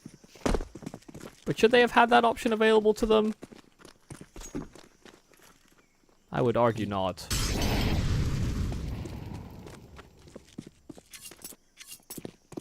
I just hope that this is going to be a relatively clean anti-eco. Belchanok, okay, never mind. He's not going to be the one to give it to me. I thought he was, but maybe I'm wrong. But I come through with a quick kill as well as Shiloh to cover off the cross. So yeah, my hopes have been granted so far. Okay, they've been granted. You said relatively clean. One death wouldn't have been terrible. Based on your own wordage. Don't use my words and decisions against me. How dare you? What are you, the police? Well, I mean, do they even have to stay true to their word? That's a whole different conversation. 1 round deficit here for Paravision. They are hoping to tie things up. First gun round, though, for Xnavi Jr. Symmetry on that AWP. He has been quiet so far this game. Hasn't always been required, but in this CT side, you're hoping for more. Jugis, 1 kill in response after Mateos got completely overwhelmed inside of mid. Paravision have control and a man advantage. Gotta say, man, at this point, if Symmetry isn't activated soon with the AWP, sure, you know, first half being a little bit poor doesn't matter that much, but you really need to get on your feet and get a couple of kills. And it's not his fault that they're not coming to his site. Obviously, it's not. But it doesn't mean he's going to be any better when he's now called upon. Krabany and Demon are the ones to defend this bomb site now as the push comes in through the smoke. It's a fantastic double entry. AW, what a man you are. That is unreal. Yeah, I mean, far more than you would expect. And they took a bit of a gamble, a bit of a risk. Yikes. And now it's a free AWP should Paravision want it. Zelo hovering around. James says, no, I can buy my own if I really want it. It is a bit of a risk. It is a bit of a gamble. Sitting inside that smoke, but 3 players emerging out of it simultaneously. Sure, it's AW that gets the kills, but that was a surprise play that Paravision pulled through, and one that kind of leverages the fact they have a man advantage. They know they should have overwhelming force. A little awkward there for Zelo, who drops the bomb there. I'll give the team a stern talking to. But they've done the hard part. They've crossed the boundary. Have a chance to break into the lead now as well. Yeah.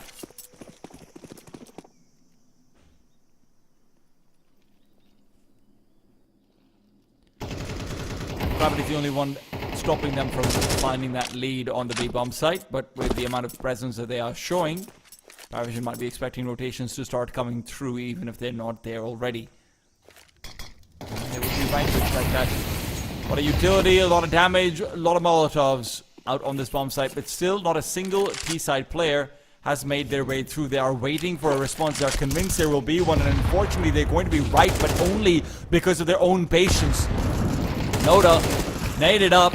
Now rotations are coming through. Damage is good. The smoke will be popped open so that they can take the fight to the Sujukas. Flashbang will not be putting him at risk though. He's still got cover fire for himself, and Shilo is taking his sweet time with that kill. A resmoke out towards long means that they should have a slightly safer passage of retreat, but Shilo's still just shifting and shuffling between M4s. If Mateos had found this kill in the back lines, maybe this round was on, but with his demise, surely not. AW is the insurance plan twice over. Yeah, I mean, AW is doing a fantastic job so far on this T side. Another double kill. More round security. Even if he naded Jame on default, he more than makes up for it in that after plant. Good decisions as well from Paravision, understanding where those CTs were. They isolated fights, and then when it came to the 3v1, they actually all actively made the choice to swing together. Another buy here for Xnavi Jr., and it will be a heavy commitment to mid. This time it's a double for Belchanok. They line up in both Mateus and Jugas. He couldn't have asked for a better start. Yep. And for Xnavi Jr., they could not have asked for a worse set of affairs for the CT side.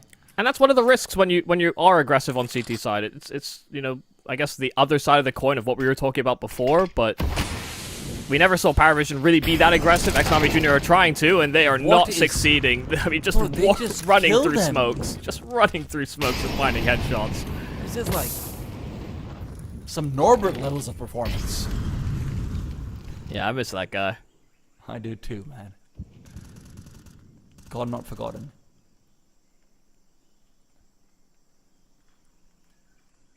Well, Junior are not really in a position to be allowed to save either. Symmetry sure can. Krabby still.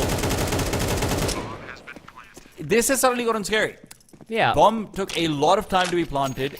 I don't know if there's a kit on the bomb side. That's the only reason why I'd say you don't go for this if you don't have one. But yeah. It was a little curious. I mean, Paravision had control of B in its entirety. And the bomb was taking its sweet time to make its way over and get planted.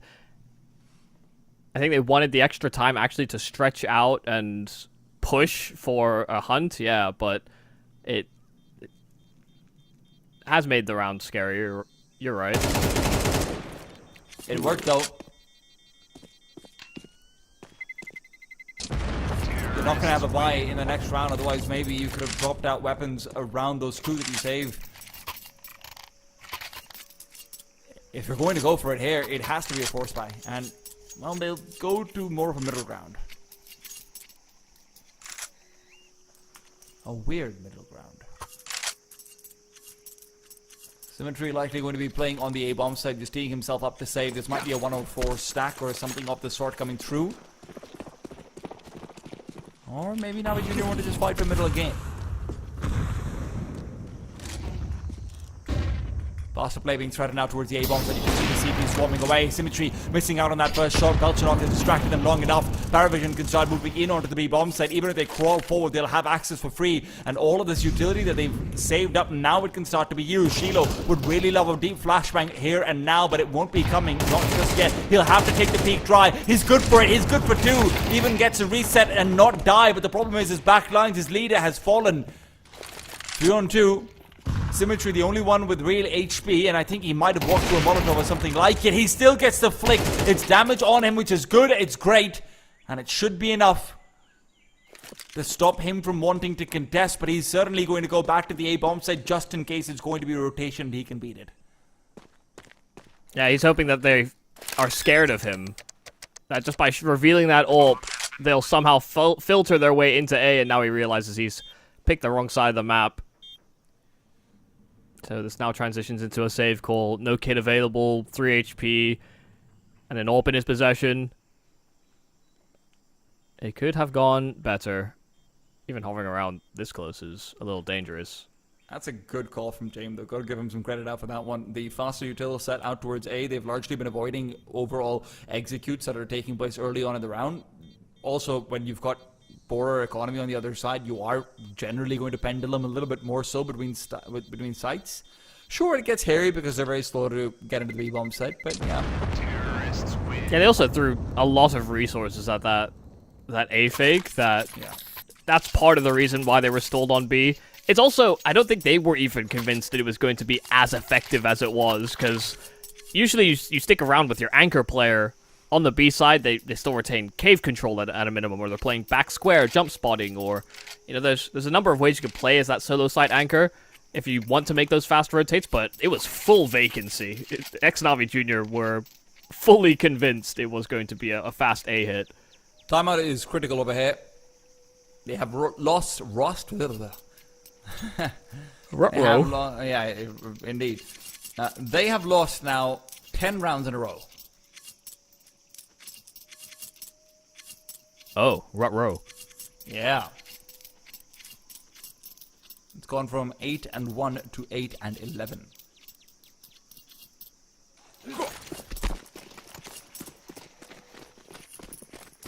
Let's see what the solution is going to be. Remember that last round was a half-buy-esque situation, relying on Symmetry's AWP being saved, and when that condition is fulfilled, they have a good buy here. Note, however, not even giving them a hello, let alone a goodbye. Hey. It's been silent for Paravision. No spams. No flashes. Mateos could get caught off guard. They're once again setting themselves up. Close red. And yeah, Yikes. Flash in hand. Mateos lucky to be alive. He gets the util out of his hands. And Paravision kind of realized they've missed their chance. Bomb spotted and dropped inside of middle. So man advantage found here for ex-Navi Jr. But it comes very close to being at least an equal trade. I mean, man advantage found, it doesn't feel like it's deserved. Yeah, an inability to punish, though, from Paravision could be the way back in for this younger roster. Well, that roster is pushing through to it. I mean, they've realized that Belchenok is not in the vicinity, so you can start to feel a bit more comfortable out towards the B-bomb side if you're Crabini. He's Picked up one angle and one angle only. That's what you're supposed to do in these positions. But when his teammate falters, he'll change his mind. Juga spotted out. Belchanok will get his one regardless of whether he's on his preferred bomb site or not. And as gravity inside a dissipating smoke will be met by Belchi himself. It's another sharp shot, and why go for 2 when you can find 3? Symmetry all alone, looking for the save more likely than not, but it's going to be a push from the side. He pushes forward himself to avoid it, but it still is going to be 12 for Paravision at a place where former Navi Jr. are economically broken. Yeah, I mean, the map started out so well for them. Felt like every plan was falling into place. Paravision kind of couldn't get their legs out, or they couldn't put their legs out underneath them, could never stabilize. And even in the rounds they won in that first half, they were constantly scrappy. But here on this T side, they're getting away with the same bloody murder as ex-Navi Jr. were on the attack. I mean, these entries have been immaculate. The map control has been very well spread. Ex-Navi Jr. are constantly playing catch-up. And even in the round they get an advantage, they cannot capitalize. For a long time, James Ferris Pro was one of the spirit breakers in the beginning of the Donk introduction to the upper echelons of Counter-Strike. Right now, they are reminding us why it is so damn difficult to play up against them as rookies. It feels like you're being toyed with, you're being read into, when you're on that CT side especially.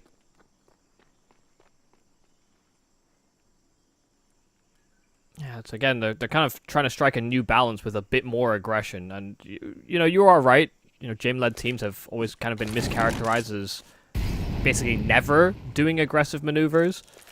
But we do still see that dynamic being played with more and more frequently with him at the helm. Definitely more so when it was Kickert leading. Last round will not be battering. Symmetry's got the kill beforehand, but James traded immediately. They don't really have time to reset. This has to be a B-bomb side commitment with the AWP nearby. Symmetry knows that he has to be able to hit these shots. The grenade and the flashbang in his faces, and it's going to be enough to push him off the angle. Jukas replaces him instead. Through the smoke is what AW is trying to find. This is crazy. This is madness. He's turning around. He's somehow alive. Mateus will trade. He'll get them both.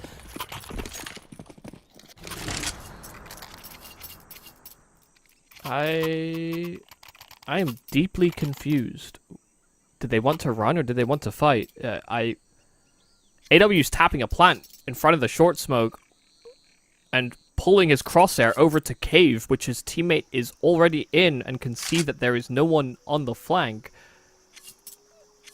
Understandable tactical timeout, I feel like, from Paravision. I feel like comms broke down. Even though they were in a hectic situation, ex-Navi Jr. were about to pounce on them. They were in a whole different world, I think, of what their next play was going to be. Yeah. But a great job from Symmetry to have, you know, shoot out that first kill. We said a number of times so far on the CT side, he's kind of actually just not been on the wrong or the right side of the map, rather, to have much impact since he's gotten his hands on that AWP. So by positioning himself over on that B bomb site, able to have a bit more of an influence. But yeah, the real problem for Paravision was always going to be that they didn't have a secondary smoke for long. That's, you know, when they've broken into B in all of these rounds, it has been just that combination of a short and long smoke. Flash being lined up here for Belchanok and actually going on a late timing, but they do go 1 for 1 past that smoke. Mateus in the corner, blind as a bat, actually didn't kind of know whether to escape or stay. He wasn't sure if he was going to get run down when he was flashed. So after that aggression, Paravision reset. Back to lane they go, but Crabbeny's already on ledge. Yeah, and he's found success. Not too much of it, but success. Yugas is getting worried. Very often it's been Belchanok to be taking up the mantle for a late round piece on him, but with Belchanok and his demise, it's a little bit harder to read the map. Paravision might be feeling the same way.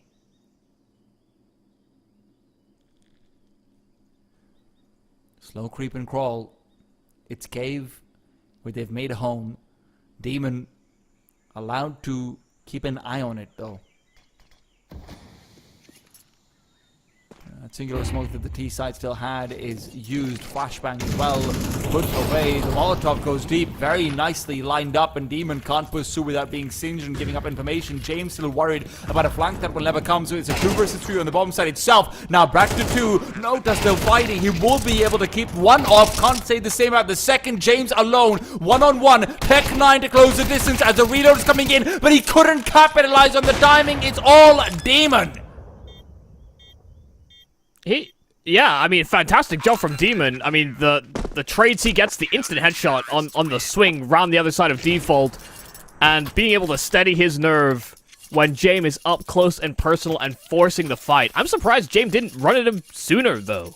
I mean, he heard the reload, active lead along, maybe didn't expect that Demon actually was completely dry, but he had that tech, and he was trying to play it sneaky, trying to play it close. And those missed shots may come back to haunt James. Another one of those moments where, I mean, he's had a solid game through and through. He's found a number of trades on that AWP. Less so openers. So this will be a battle for middle that is uncontested, this time over by Xnavi Jr. They've been doing a better job of actually throwing some bodies at this problem, but it has often resulted in a 1-for-1. In fact, it's very defensive positions from Xnavi Jr. After the initial volley, I mean, they'll have no incendiaries. They do have a kit available on Demon. They have nothing to stall, and just a slow creep of Belchanok. That was the sole defender of B, dealt with so quickly.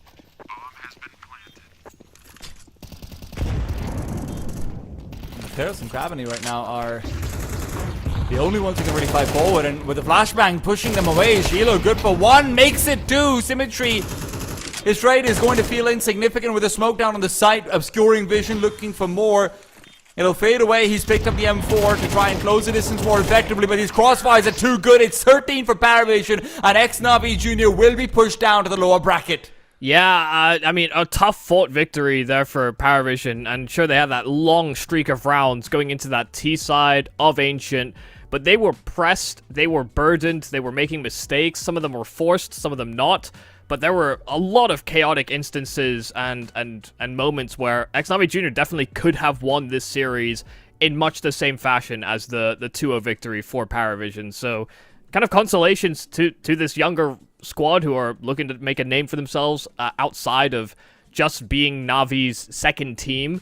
But Paravision persevered and had a couple of these key clutches, had a couple of these massive multi-kill entry moments from players like Belchanok or Cielo or AW throughout this series that really felt like a big difference maker down the stretch. It did feel like there was some goofy moments for sure, but overall Paravision just showing that they were by far the better team when it comes to this really pressured moment for Navi Jr. Where, you know what, they're up 8-4, they're losing the pistol round, they're losing a couple more rounds. When it finally clocks in that, hey, we could lose this entire game, when they start to use their tactical timeouts and whatnot, that's where they're just never able to bring it back together, unfortunately. Still, if you're a fan of the young team, as well, I'm sure many are, they will be fighting on. It's still the lower bracket. It's still a run that's possible for them. Paravision, however, will be going on to face versus the victors between Nemiga and OG. The losers of those will be going down up against Xnavi Jr. in about 2 hours or so. So make sure you're tuning back in over here for that. In the meanwhile, check out all of the other A, B, and C streams for all the great Counter-Strike action. Who will make it a Pro League through Europe? Let's find out.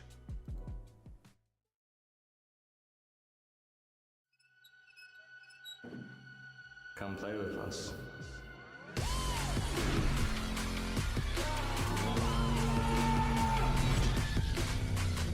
Honesty wants to win right here, right now. He's crazy. As he turns it, nice headshot. Oh, clean headshots from Leslie.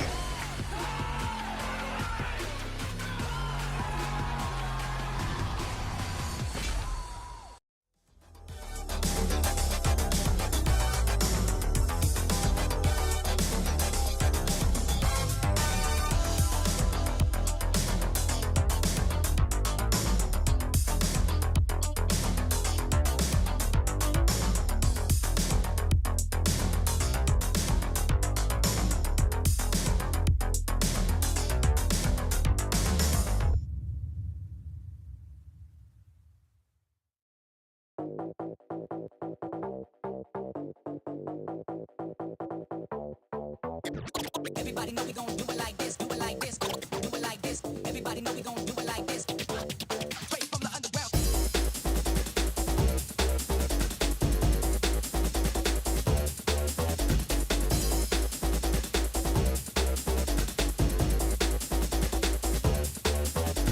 Everybody know we gon' do it like this, do it like this, do it like this. Everybody know we gon' do it like this, do it like this. Straight from the underground. Everybody know we gon' do it like this, do it like this, do it like this. Everybody know we gon' do it like this.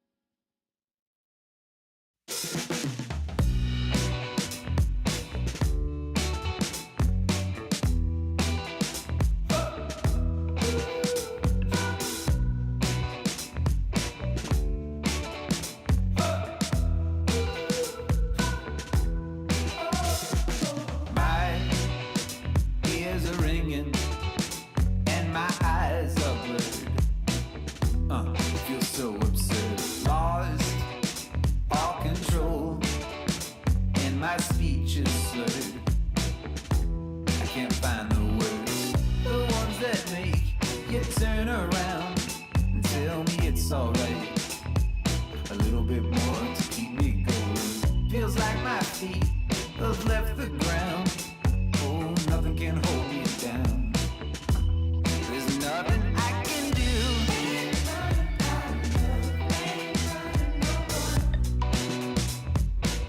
Baby, I'm telling you the truth.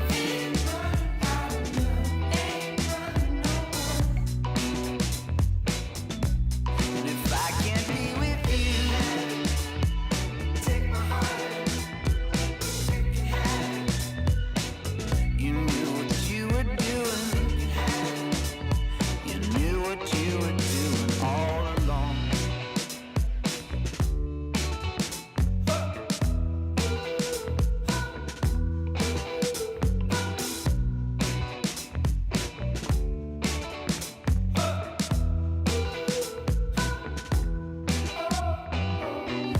Tried to disappear. You can't find me.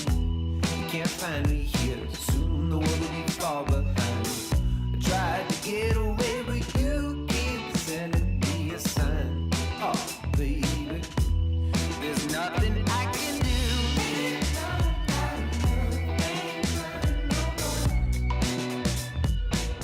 Baby, I'm telling you the truth.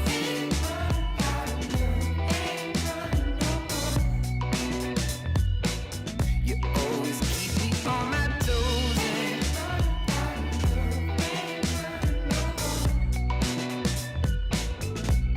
Don't wanna keep on going.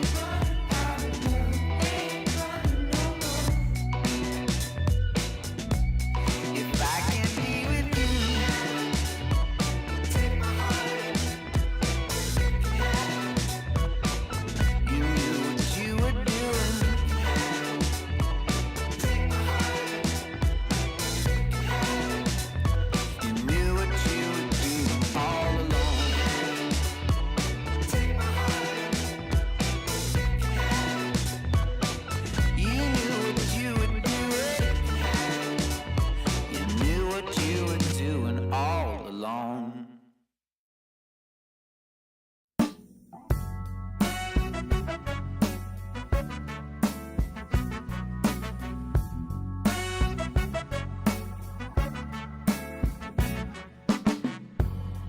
When the world is cold, you hear people say, gotta chase the dream of yesterday. But the stories told, the golden memories, ain't a truth but just a fallacy. But there's hustlers, stealers, liars out on this road, and they'll feed the fire and watch it all explode. Gotta put those flames out before we burn it down. Gotta plant new seeds in this ground. Don't let yourself be troubled or think on yesterday. Keep on moving, come on, don't stand in my way. Some people wanna pull you under. Some people wanna make you cry. Some people rolling in like thunder. We gotta fight the feeling, we gotta do it right. If the hustle and grind breaks your stride, do your turn and blame the other side. If the hustle in your mind makes you decide, it will crack and strip you of your pride. Oh, but there's hustlers, stealers, liars out on this road, and they'll feed the fire and watch it all explode. Gotta put those flames out before we burn it down. Gotta plant new seeds in this ground. Don't let yourself be troubled or be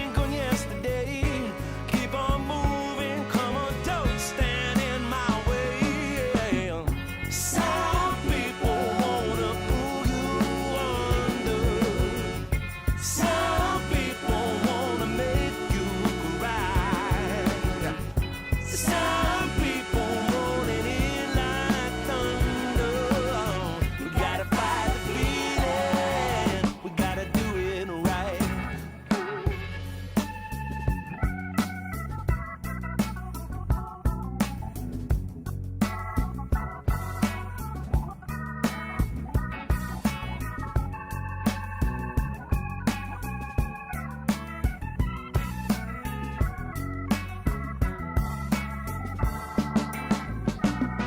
Well, don't let yourself be troubled or think on yesterday. Keep on moving, come on, don't stand in my way. Yeah. Some people wanna pull you under. Some people wanna make you cry. Some people want it in like thunder. We gotta fight the feeling. We gotta do it right. Yeah, we gotta do it right.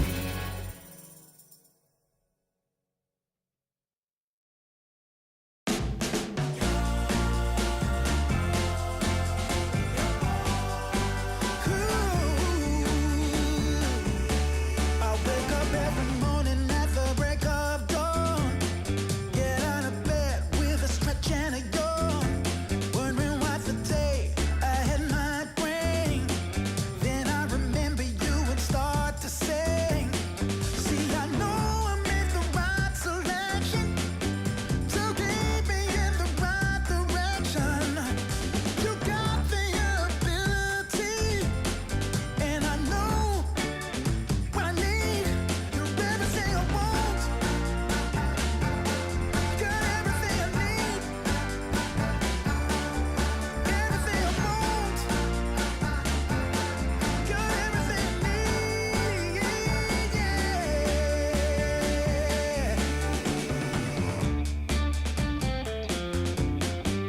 All right.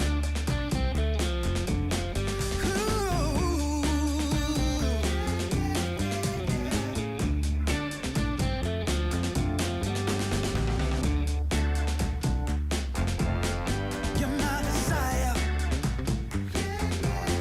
Yeah. Ooh. You're everything I want. You're everything I need. Got everything I want. Everything I need. Yeah. Everything I want. Got everything I need.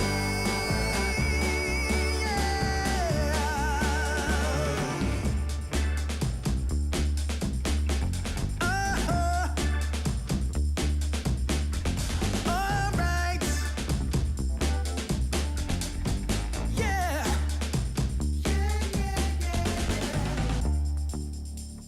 Yeah. Yeah. Yeah. Ooh, everything I want.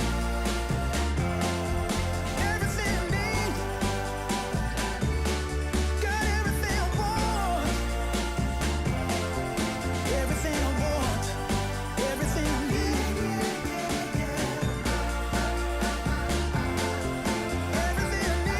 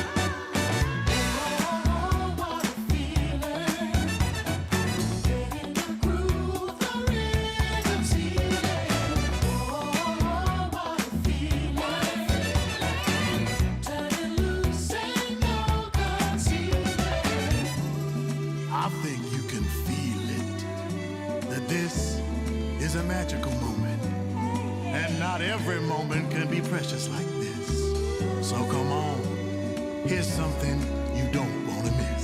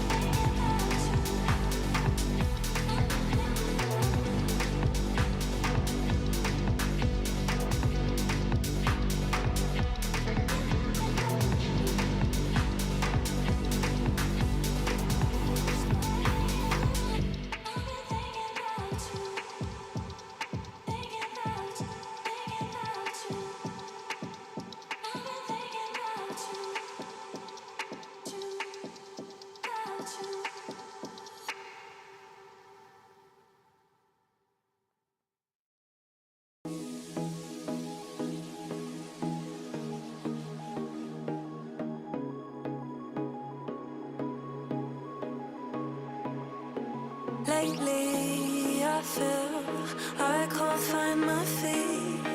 Pushing closer, my heart skips a beat, and now I'm falling deeper than I fly. I can't control it. Dark against the sky, it's not so black and white. It's like I told him, there's things that I can't fight. I just keep going. I just keep going. In my time, I've been dreaming of a space to really fill my place. I wish he'd seen what I had dreamed. Before these darker days, I thought I found my way. Quickly it fades, losing the race, closing the page. In and out, I move myself again.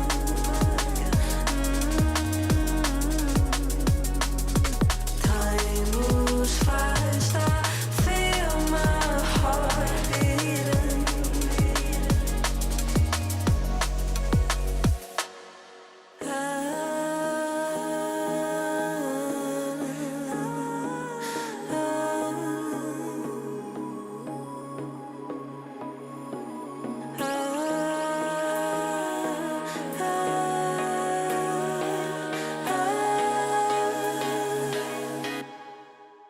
And now I'm falling,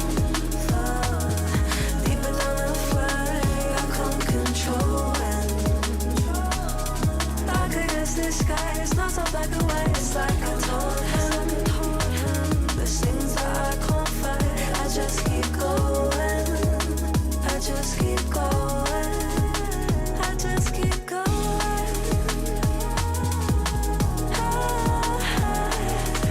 I just keep going. Dark against the sky. There's things that I can't fight. I just keep going. I just keep going.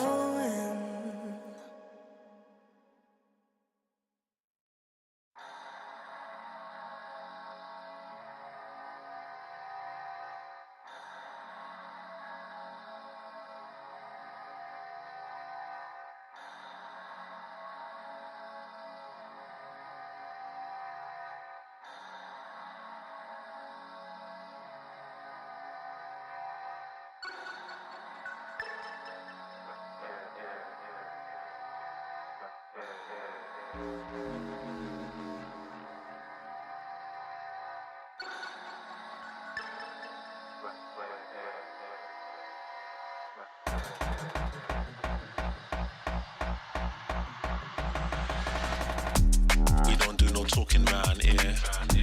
We don't play no games round here. We ain't never slipping round here. This another level, this one over here is very rare. We don't do no talking round here. We don't play no games round here. We ain't never slipping round here. This another level, this one over here is very rare. Rhythm got me skanking, had me feeling like I'm Fred Astaire. Bread was kinda short, but I was smelling like a millionaire. Claimed their opposition when we stepped in, they were running scared. Man, we're louding up the atmosphere. Too much chatty, too much catty. I just lit a fatty, and it came from Cali. I'm not really here. I was in the clouds, I don't ever take the stairs. We don't do no talking round here. We don't play no games round here. We ain't never slipping round here. This another level, this one over here is very rare.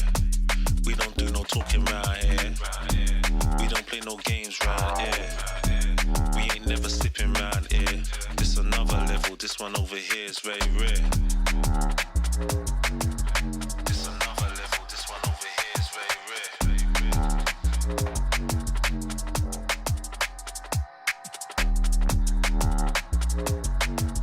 This another level, this one over here is very rare.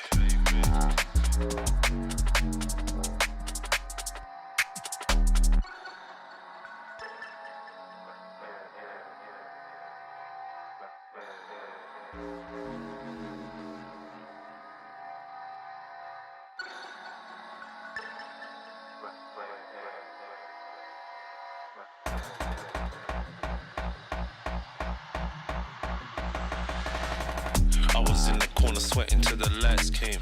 Man, don't ever sleep, step out on this night train. Right brain, man will blow your mind like a migraine. I was busting up these spots, pulling something out my socks. Man was shuffling out of blocks, phone and vibrate. I don't need to talk to Frank, I did it my way. Never slipping, never tripping, never violate. We don't gas around here, we on a higher rate. We don't do no talking round here. We don't play no games round here.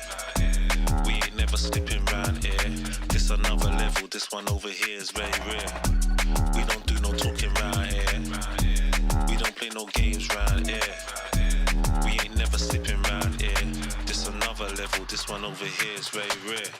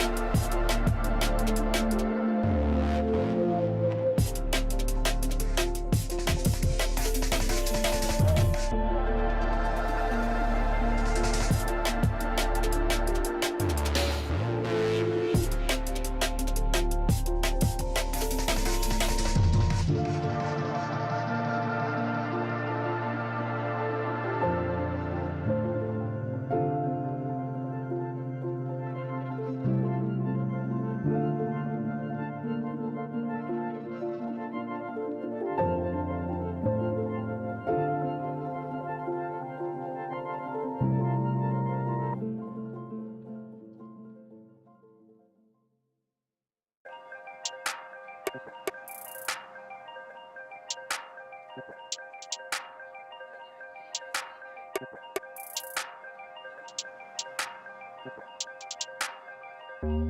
all they've been saying is true,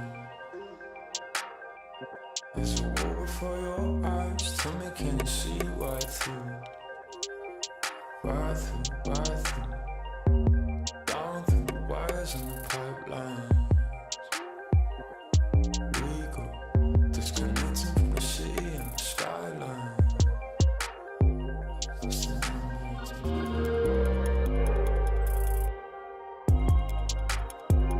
is the numbers again. The fights, the fear, the fear. This is the numbers again.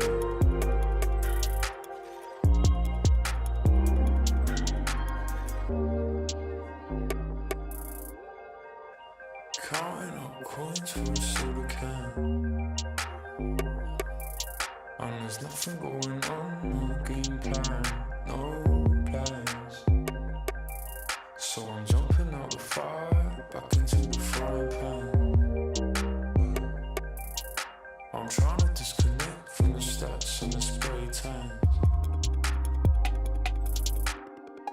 Just a piece of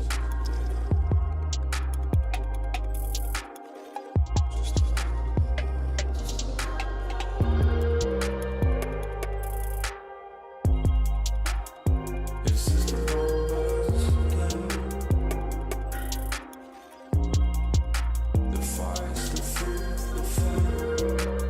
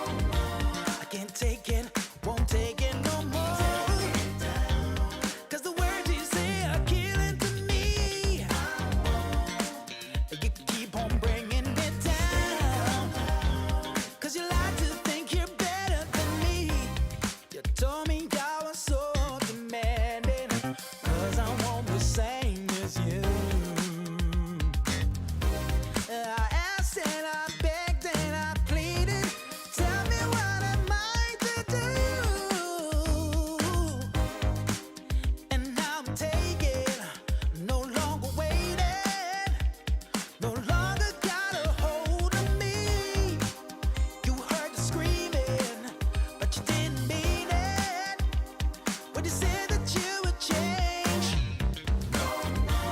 No. And the word you say you're killing me. You keep on bringing me down. No. I can't take it no more. Won't take it no more.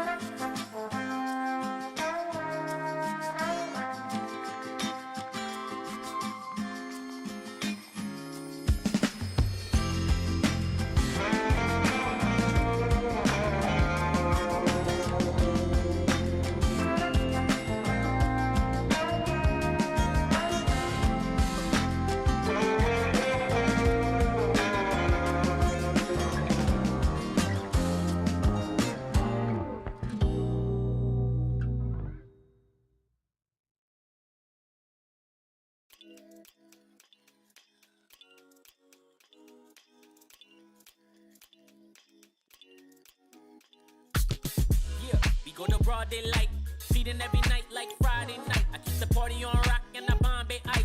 Gotta see stars like Broadway lights. I told a baby girl, you don't gotta kick it with the daydreamers. You can skip the line, I'm the gatekeeper. Plus I got the crowd going crazy, dance floor blazing up, going. When they see me show up, I be feeling glowed up. When they see me show up, I be feeling so. When they see me show up, I be feeling glowed up. When they see me show up, I be feeling so. With the VIPs in your city, getting litty as a BIC, huh? Yeah, screaming life's a gift, so we live to the fullest till we DIE. DJ, put it back on, keep it hype, we don't wanna hear no sad songs. Everybody up in here just wanna celebrate. Sip a little drink, get the dance on. That's all, listen, everything good over here. We don't want no problems, we just want cheers. Toast to the good life, wine, liquor, beer. Haters getting blocked if they trying to interfere. Swag on 100 and my drip too fresh. Certified stunner, need a big blue check. I don't got no time for no BS or no negative ideas in my vibe, cause I'm just too blessed. Run it back. When they see me show up, I be feeling glowed up. When they see me show up, I be feeling so. When they see me show up, I be feeling glowed up. When they see me show up, I be feeling so.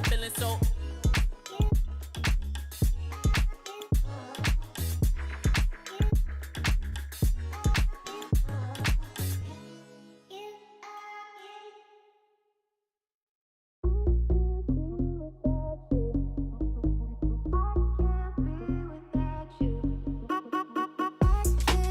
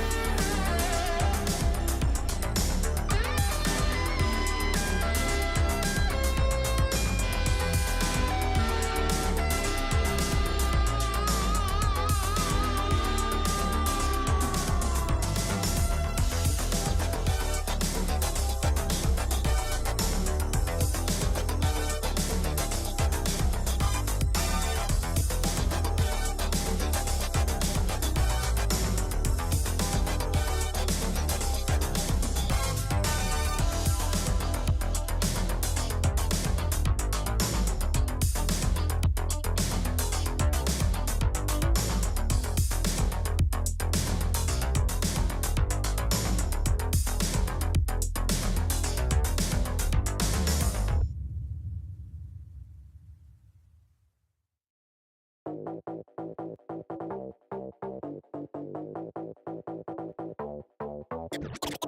know we gon' do it like this, do it like this, do it like this. Everybody know we gon' do it like this. Straight from the underground.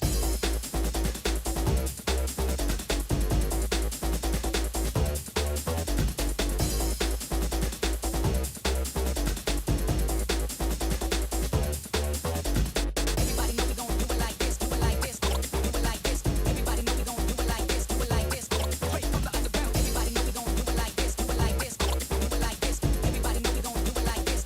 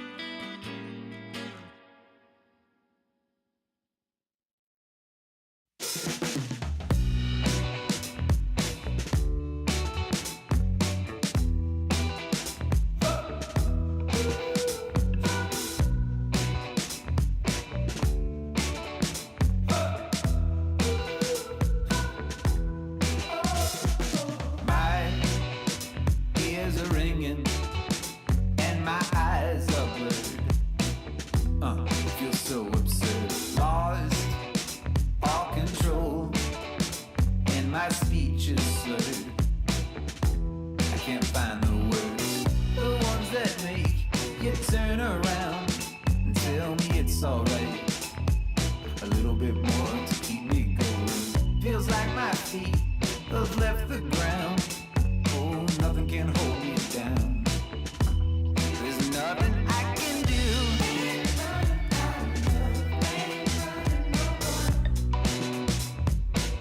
Baby, I'm telling you the truth.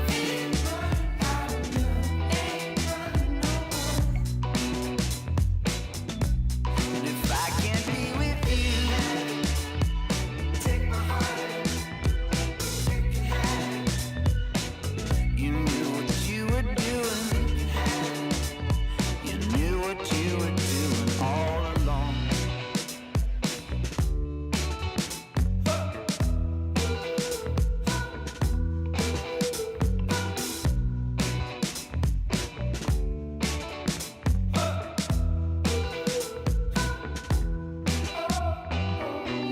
Tried to disappear. You can't find me. You can't find me here. Soon the world will be far behind. I tried to get away, but you keep sending me a sign. Oh, baby, there's nothing I can do.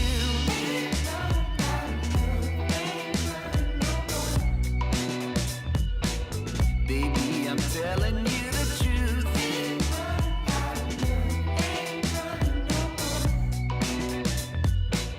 You always keep me on my toes.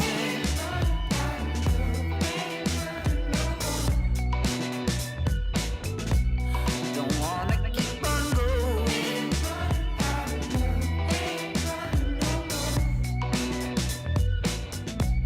If I can't be with you, take my heart.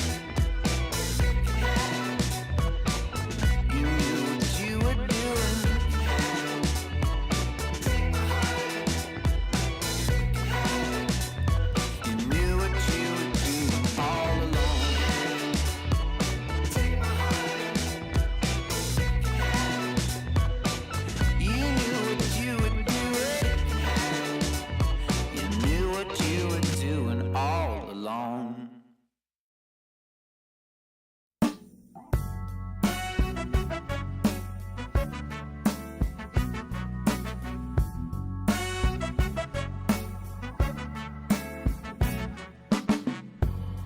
When the world is cold, you hear people say, gotta chase the dream of yesterday. But the stories told, the golden memories, ain't a truth but just a fallacy. But there's hustlers, stealers, liars out on this road, and they'll feed the fire and watch it all explode. Gotta put those flames out before we burn it down. Gotta plant new seeds in this ground. Don't let yourself be troubled or think on yesterday. Keep on moving, come on, don't stand in my way. Some people wanna pull you under. Some people wanna make you cry. Some people rolling in like thunder. We gotta fight the feeling, we gotta do it right. If the hustle and grind breaks your stride, do your turn and blame the other side. If the hustle in your mind makes you decide, it will crack and strip you of your pride. Oh, but there's hustlers, stealers, liars out on this road, and they'll feed the fire and watch it all explode. Gotta put those flames out before we burn it down. Gotta plant new seeds in this ground. Don't let yourself be troubled or think on yesterday.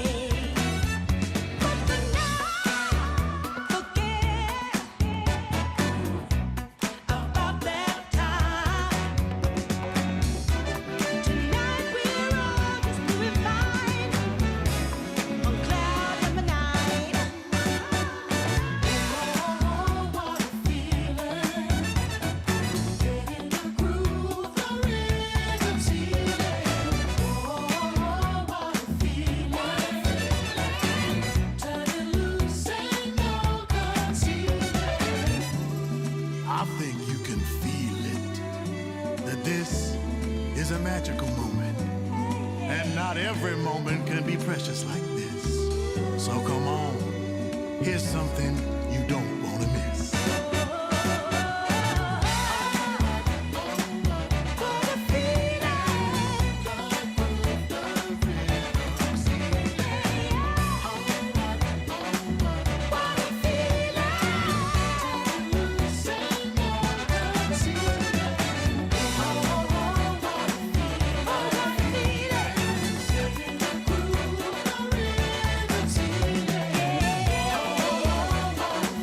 What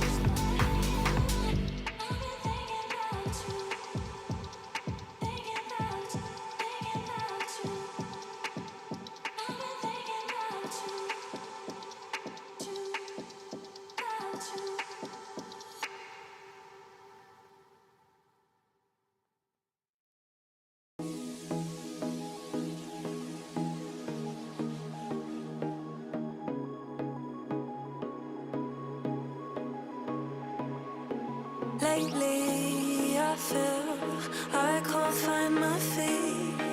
Pushing closer, my heart skips a beat, and now I'm falling deeper than I fly. I can't control it.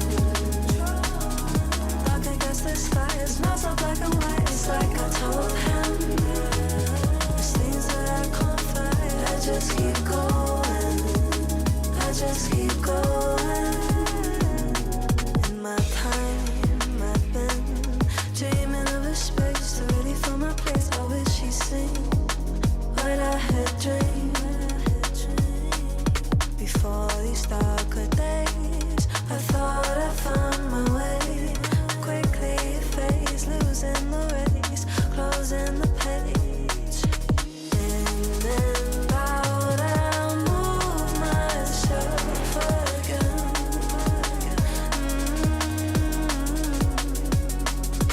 Time moves fast, I feel my heart beating.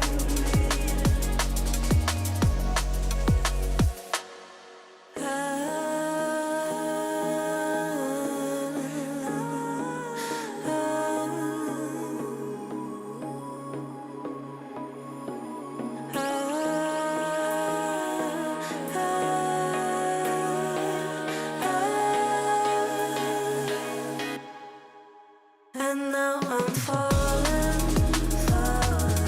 deeper than I fly. I can't control it.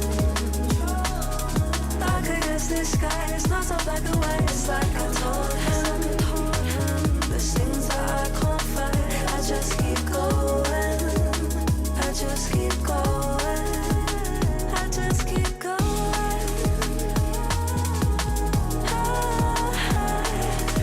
I just keep going.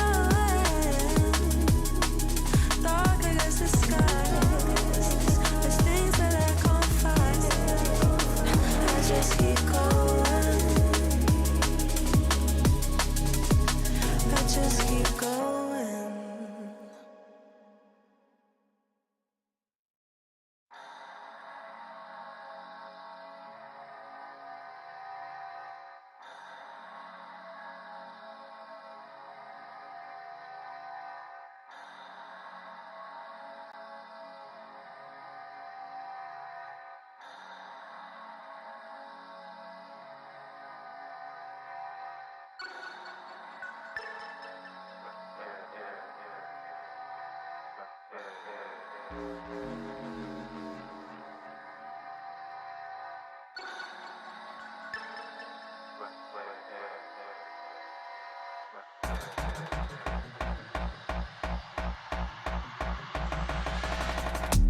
We don't do no talking round here.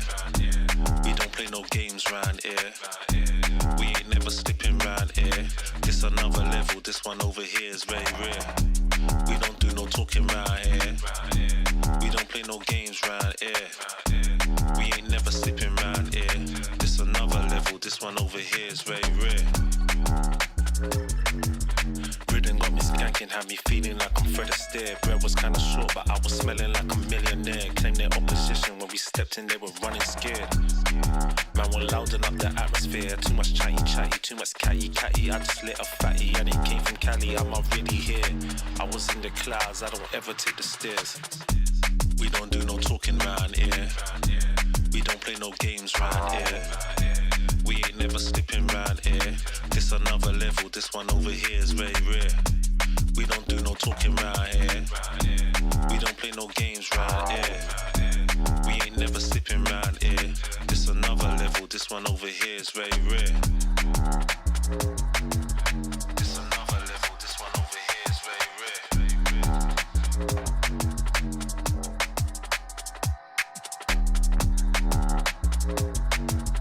This another level, this one over here is very rare.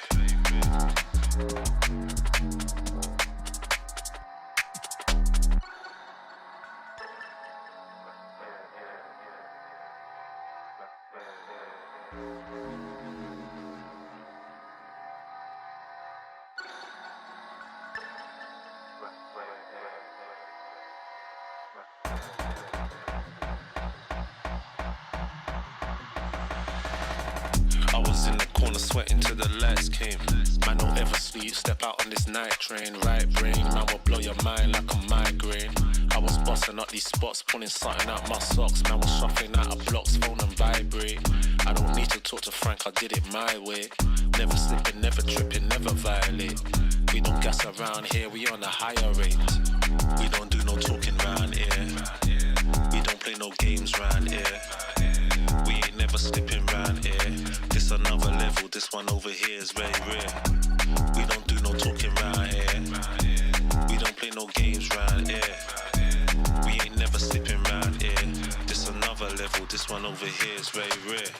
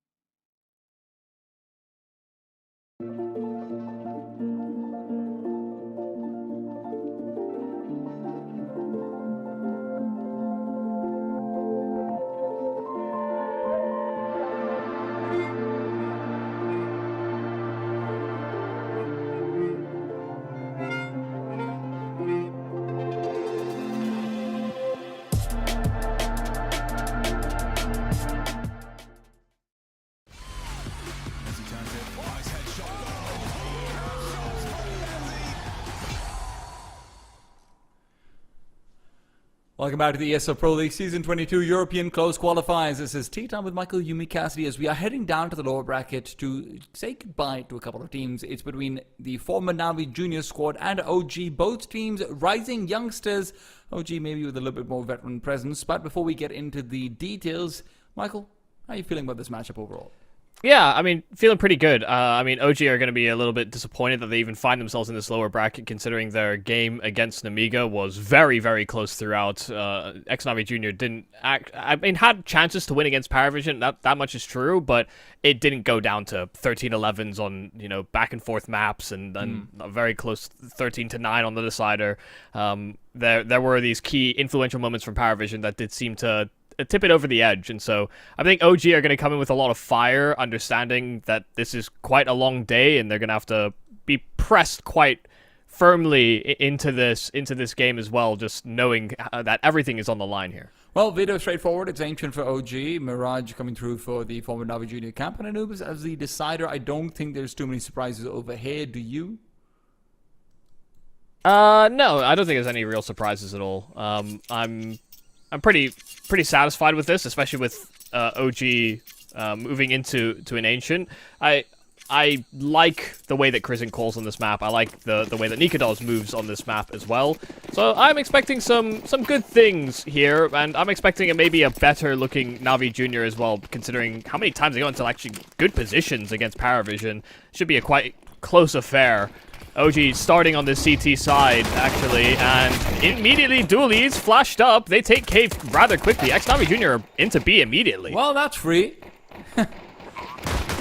2 kills, Spook does fire back. Spook was one of the players who was tracking out a little bit versus Amiga. Nikados' position is good. Can he get more than one? No. Can't quite track the head, and it's back to Symmetry and Adam B. 1 versus 1. Adam B came through against Iberian Soul with a couple of fantastic rounds. He's hoping for this to be another one. The problem is the lack of kit. He is on the defuse, though. He's sticking it out for now. Adam B really threatening to go all the way, and now he's feeling tempted. Now he wants it. Symmetry manages to push him off. Adam gets his head taken off as well. I thought Symmetry might win on time, not on kills.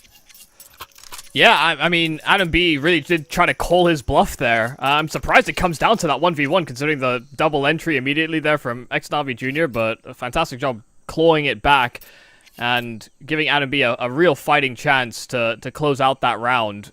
Even if he had fully stuck it, Symmetry actually didn't seem like he was in a great position to round the corner fast enough to actually stop the defuse, but it was a bit of a coin toss, I think, for Adam B. And he'd already found 2 great kills. Why couldn't it have been a third? With some nice clean shooting from Symmetry, who was actually quiet for a lot of the Ancient against Paravision. So, on that T side, you are hoping for a little bit more. Because, yeah, I mean, he tried with the AWP a number of times and just didn't have influence. Yeah. CD side felt more like a story of just not having targets every single time, and when he did, it wasn't lights out, just put it that way. OG is fun on Ancient, though. If anyone's looking at their statistics like I did yesterday before they went up against Iberian Soul and wondering why did they pick it, I'm with you, Michael. I like how Krisen calls on this map. I think he really sets up Spook for a lot of success. Adam B's also been meshing in pretty nicely. He debuted yesterday, of course, versus Iberian Soul. And to be honest, I know that you were talking about how Adam B's an upgrade to OG that you've been looking forward to, and I've never really fully rated him as like, oh yeah, this is the kind of guy who can elevate a top 20 team or so. But you know what? It's a small sample size, but I've been pleasantly surprised. Yeah, I don't know if I necessarily saw it as an upgrade, especially when I rated Buzz quite highly. Yeah. But I think it was more that because of Buzz having, I guess, a poor run of form, Adam B should be an upgrade. He's someone that has been doing quite well for Metasport, playing, aggressive roles. And I haven't really seen that actually as a part of OG's gameplay as of yet, but it's quite a fresh move. That's a good set of flashes coming through. Grayson making sure that his teammates can recede after getting that 1 kill. They're back over to Donut, and Travis is expecting them to come into his crosshair. Adam B, excellent trade comes through. The fracking IGL that we praised so much across the course of this qualifier is now in the ground. Demon does have good space, though, close to the entrance of Cave. Fiku has jiggled many times, but actually not spotted the initial cross of Demon, immediately taking the headshot, and Demon actually closing the gap as well. So that's the entry they needed.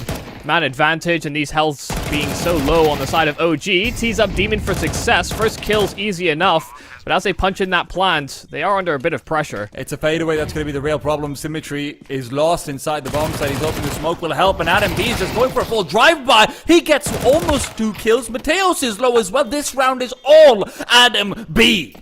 Oh my god. I mean, the kills he gets are great, but what happened to that smoke? It was supposed to bloom over it long, and it bounced all the way into the bomb site. You saw it, I mean, shoot up into the sky and then land at the feet of the planter. That's a strange geometry interaction that actually could have made a difference. You know how that smoke bloomed? They could have actually safeguarded the edges of it, considering that OG were both long.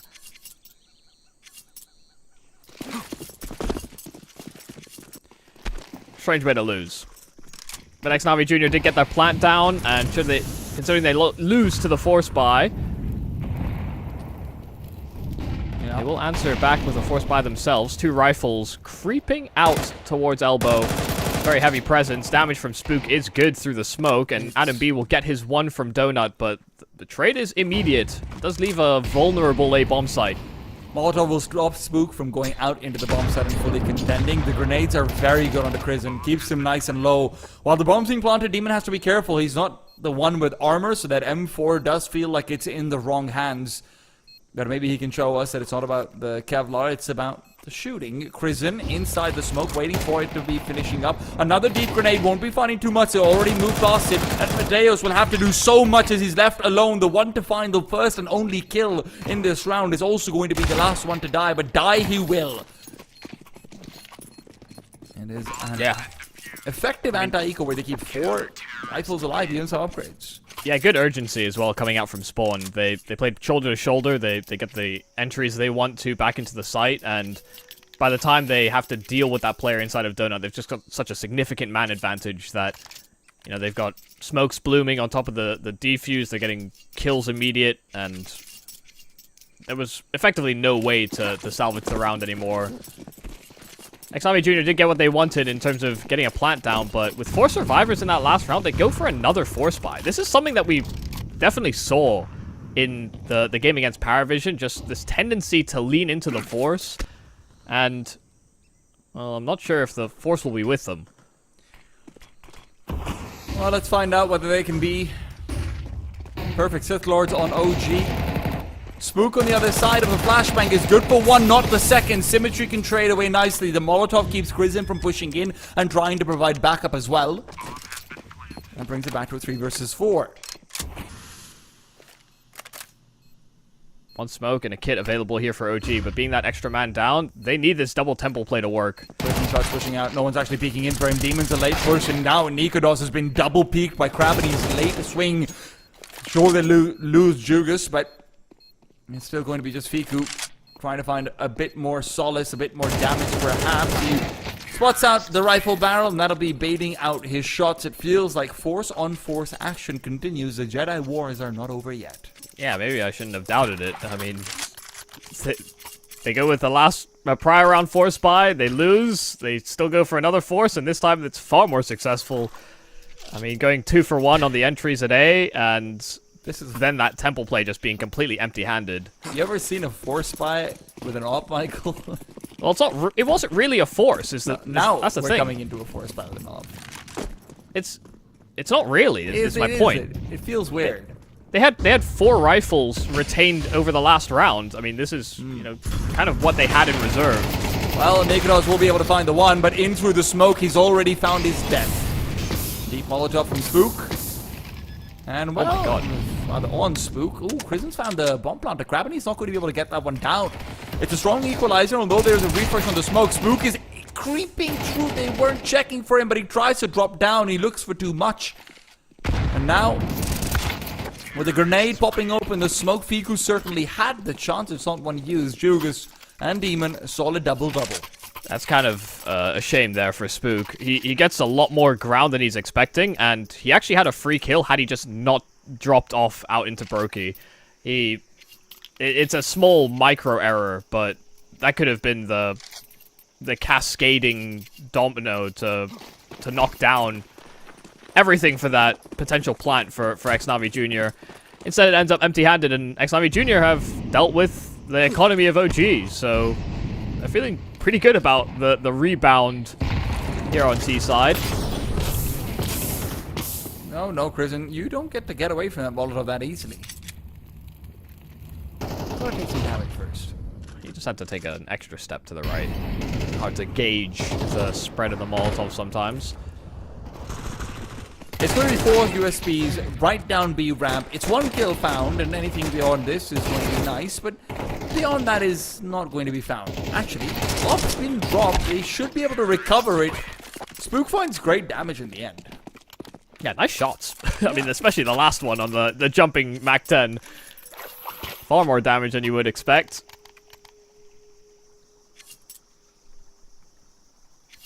And now a full buy here for OG. There'll have to be a couple of concessions. I thought they would make them, at least. You want incendiaries to take control. And yeah, Crizin will be down to an MP9. Fiku doesn't lean that direction. Could have gone with a FAMAS. They wanted to try and take aggressive control. Wow. Grenades galore. There's is a little bit lost, though. He expects someone to be coming in, but Nikodos has somehow found 2, and Crizin forces Gravity away, who was thinking about pushing through the smoke. The MP9 deters him, and although Symmetry is good for the kill into A, he wants a little bit more. Spook ready to reinforce, and now Demon getting the bomb plant seems increasingly unlikely. He fades. Now, the one advantage he'll have is, even though he's in a 1-on-4, he does have time. So he can fish around the map to try and find an opening. Ancient is so large with the way that the rotates can happen that you can find isolated duels, and he catches Fiku. But he's now spotted inside of Temple. Nate doing a lot of damage. It's going to limit his chances, his opportunities, but he can actually cross back to A main. They have not done a good job of containing him into his position. Demon could go for a very long rotate to B, and it'll be a while before OG consider it. I also don't know if OG realize this is possible. Because they are jiggling Temple. They should obviously have an idea that Temple could have been breached regardless. Yeah, they're starting to consider it now. Is it an offhand consideration or a proper due diligence? That's the question. Can Demon find his kill? If he does, then suddenly these are 2 more isolated duels, and now that ally of time is no longer on his side. He looked to his wrist, and it'll be Nikodos on his attempt. Oh my god, he's almost done it. The problem is the bomb. And will Crizin realize that as well? With the time where it is, Demon dares to try and plant. Crizin hears the tap and will not hesitate. Yeah, I think he was just going to tap and try and fight Spawn. I think he had the read. He definitely spotted him as he crossed with that bomb in his hands as well. Very, very nice attempt there from Demon. Took his time with it. Understood what was available and open. He could have gone for a potential wrap on that B bomb side. I thought that's what he would actually lean towards, but he wanted duels, and God, he almost wins it. OG fortunate to walk away with that round after the performance that Demon shows us. Piku unfortunately has not gotten off to the greatest start. He'll have an opportunity to rectify for his sins over here. He's forced back to be long, but it'll be the retake where he should be doing most of his good work, but no, the take never came in. CT smokes were enough to stop them, but re-execute is planned. A Molotov to the back of the bomb site. Crizin will be burning up a storm. Actually, the Molotov went inside B house, and Crizin smoke will be deployed early on. Now, both teams are largely running out of utility. Spook, his util set isn't the most relevant, and Adam B definitely isn't. I'm actually a little confused by why they threw their Molotov so deep into cave like that. I thought it was supposed to be for backside, but now this is the last stand execute for Xnavi Jr. Spoke on short and long. They're going to try and creep their way into the site, but OG are trying to boost, and they've been spotted in doing so. They know exactly what's happening. They should be on high alert. Crizin spammed Fiku as well, actually finished off, and Crizin's escaped on 2 HP, but they've got the plant they want, and Mateus is just killing players through the smoke. He's found 3 before OG even get eyes onto a soul of this T side. It's an immediate save call. I don't actually mind the Molotov out towards B house. It feels like it's just to make sure that anyone who's inside that area of the map will feel a little bit more threatened, will want to vacate, and then when you get both the backside smokes up, your execute doesn't feel like the lack of Molotovs hurts it anywhere near as much. Sure, but why are we throwing it from ramp instead of from inside of Cheetah? Because the ramp player can't actually stop them from getting a kill. They're smoked off at the entrance to cave. Maybe you just don't want to be caught with nades or something, but hey, yeah. Yeah, it doesn't make sense to me. If he had thrown that a Molotov to the back side of cave and there was one being thrown from Cheetah into the close cubby, then you just carpet bombed the entire. Yeah, I don't think they had 2 mollies though. No, they didn't. So again, what was the point of it? Is basically my question. But it didn't matter. I mean, the pullback from OG when they don't have smokes, they want to play more reserve. They're playing for the late round and they get absolutely picked apart, trying to play around boosts that get spotted from cave. Gravity, by the way, utility damage is 126 right now. It's early on the T side. That is not insignificant. Shout out to Jonas, our observer, for showing that off.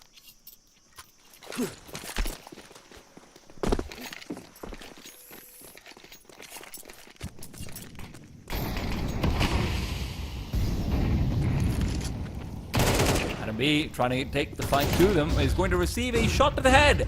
And Matthews is certainly to blame. Krabany decides he would like to shoulder some of it as well.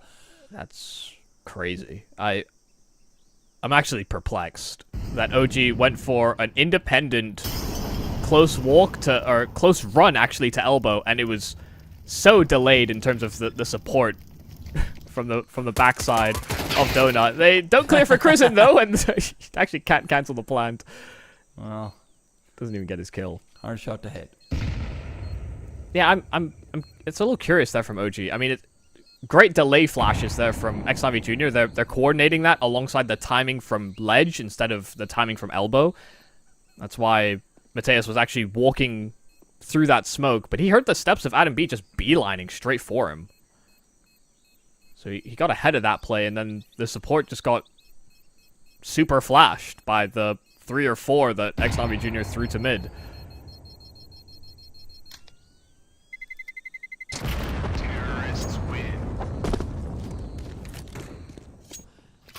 Look, we saw that the struggles for X-Navi Jr. earlier on versus Paravision were largely on the CT side. So his T side performance is good and all, but we still hope that they can maybe top it out with a bare minimum of 8 rounds. I mean, their riflers are just so good on this X-Navi Jr. roster. Mateus is the newer addition on loan from Copenhagen Wolves, but you know, Krabany is an in-game leader. Jugas, Demon, both have incredible control. And right now, Kristen might need that incredible control as well. Spots out a player going through. Good for 1, good for 2. Perfectly played by Kristen. And at the back of the A-bomb site, OG will be carving their way to 4. That way is not going to be walked just yet. A deep Molotov out towards B long, trying to push it back to Fiku. Fiku is really struggling on this bomb site. A point of exploitation that will continue to take place. The bomb being planted, Demon fading away. It's a full 4 versus 3. The reset is good. And as Navi Jr. on the former side will be resetting into the post plants, they'll find an advantage on top of it all. Nikodo's alone, cornered in, and Symmetry is just keeping him busy. It's all about the flank coming out from Krabany, and although Nikodos expects it, it's not enough. Spook left alone, 1 versus 2, MP9 and Kit, but this is gone. This is just gone. That's a 3-on-5. It's a raw 3-on-5. They try and run this fake on A, and sure, OG lose position, but for Fiku to have died so quickly on the B take, by the time they get into after plants and try and go in for trades, OG are down that man. They don't have any position to work off of. The rotates are delayed. And, you know, it's the fact that OG actually did buy into the fake idea. Not for Chris and getting those 2 kills quickly, those rotations would have been even more staggered. Yeah. Again, that's just the power of the riflers that they have, and, you know, great impact from Symmetry as well, supplementing the entries. Fiku feels like he's just not getting time to respond at all at a couple of these moments. Nico does. Looks like Nico done with this. Go next. Yikes. Craveney's also coming in from behind. Prison realizes that, but realization doesn't mean like to win the round. Well, I'll take it, man. If you can save the M4 and get a kill, why not?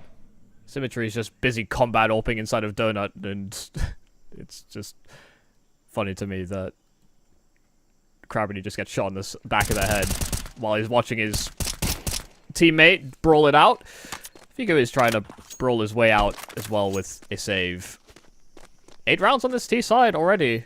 I mean, Xnami Jr. are looking, honestly, really lethal. I wouldn't even say it's been clean and it's been, you know, masterfully orchestrated, but the ways in which they're getting these entries and cascading that into round wins, it's, I mean, OG are just not even on the same wavelength at the moment. They're humming a different tune. And I don't know if this is the song of success at all. Unfortunately, OG has been limited in what they've found so far. And for them over here, this is not really the start of the season they want if it's going to end up in an elimination with Navi Junior. Of course, we're still very early on in the series, but the way Navi's playing right now certainly is putting them as the major favorites. But a deep grenade will deter Jugas alongside the flashpoint. The problem is going to be Nikoros, actually, and Adam B pushing together. They'll give up the A-bomb site for this one, but you have to watch out for what Craveney is up to. Spook gets forward to speed, I do believe, and as Nikoros has a knife out in his hand, he thought he was safe. He doesn't realize if the comms are gone, and Craveney gets through before he's finally traded. This is a full utility set available for both these players. The ex-Navi Junior camp are going to isolate duels as well. Demon looks for the fight, and Spook has been a damn good hand for OG, but is he going to find the kill? Yes, he is. It leaves Symmetry alone, and that combat opping you were talking about, we might need more of it. And that 1 versus 3 sound given out. Backs off at a temple. He's got space to play from. Does he realize there's going to be 2 players? Now he does. He's looking for the close fight first. Orb still ready. Combat needed. He'll find it! It's 9 for X-Navi, and what a performance to get them there from Symmetry. We'll go to a break with his head held high, and OG with head in hands instead. As he turns it, nice headshot.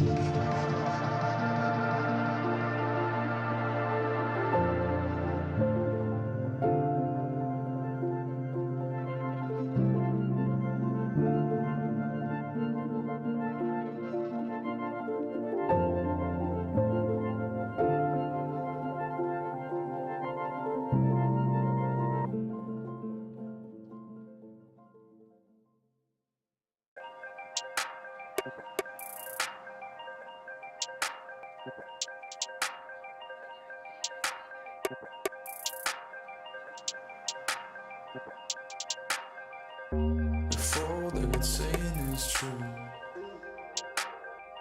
There's a wall before your eyes. Tell me, can you see right through? Right through, right through. Down through the wires and the pipelines.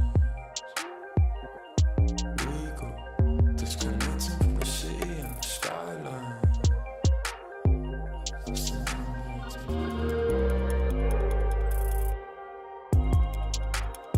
This is the numbers game. The fights, the fear, the fear. This is the numbers game.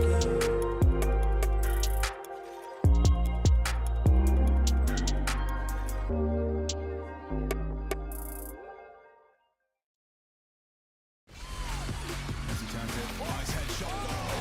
Headshots from Messi.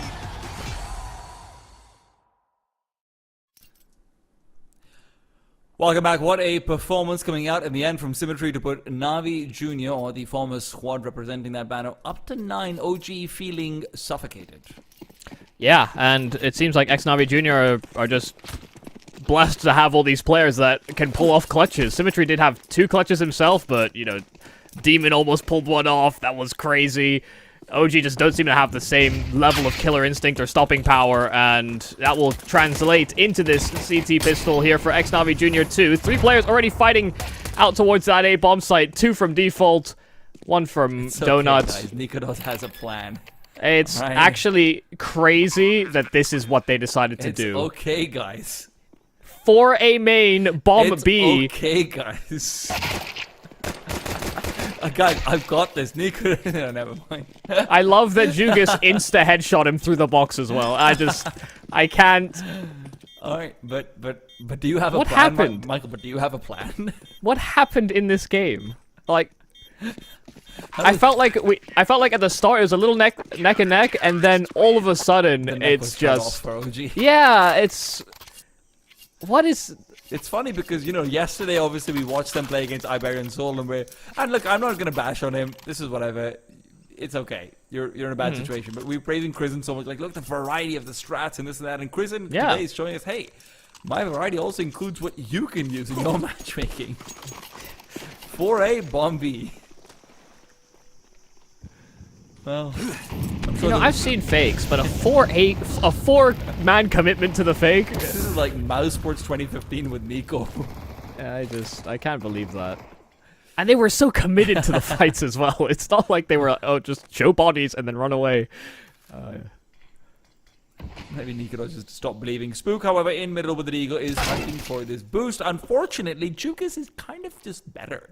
He crouches out for most of it, and then in the very end, pops a beak and bumps ahead. Demon hoping to do some of the same, as this is going to be a slow progression forward. Demon is only going to find 1, but that's where Symmetry comes in from behind. The MP9 can be put to good use and likely upgraded as well if he stays alive.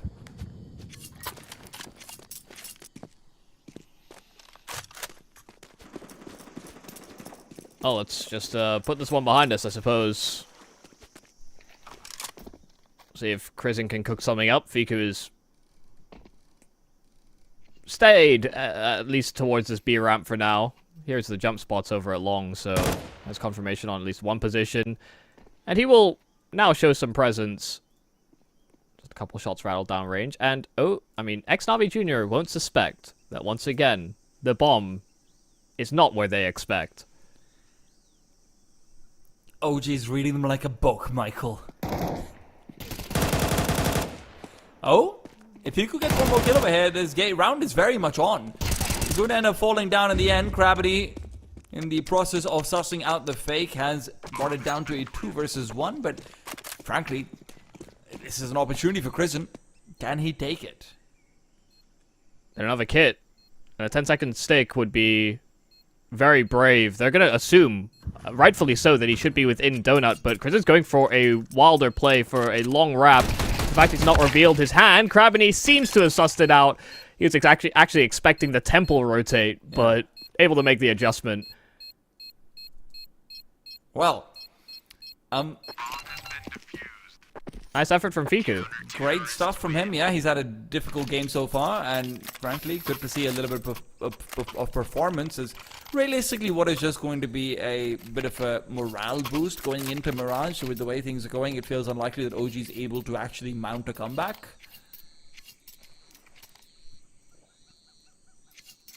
But good to see him perform nonetheless. It's a strange buy. Desperate is the characterization I think would be easy to agree on. But as flashes sail out from middle, Spook is hunting for a kill he's unlikely to find. Mateos on the other side is playing it conservatively, wanted to peek out with Symmetry. Symmetry blows open the smoke and now no longer having that opportunity to fight with his teammate. It means that Mateos will back off.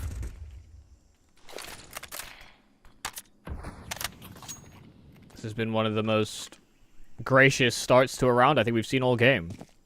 Very minimal damage to util. T-side map control being gained. Look at the crunch to mid. Now it's coming through. Adams found one. Spook finds it the second. Adams Star should re-navigate back over to Donut. This could be the worst possible play for them to make. There is a double swing lined up, and Jukas and Matthews find 3 instantly. Not just leveling the playing field, getting the advantage in it as well. Now Fiku all alone. 1 versus 2, and the former Navi Junior camp has had enough of being faffed around by fakes. Fiku will be contested. This will not be a free bomb plant. Mateos watching out for Donut. Peeks forward, will not get the kill. Fiku gets the better of him. This could be OG's first T-side round. It could be, but retreating into Donut could be a mistake. Krabany is ready and willing to greet him on this line. 20 HP. Fiku has to take a duel and just hit the head, but he can't. Krabany showed no urgency. Didn't even have a kit, but ready and willing to wait that one out. 12th round, and still no rounds for OG.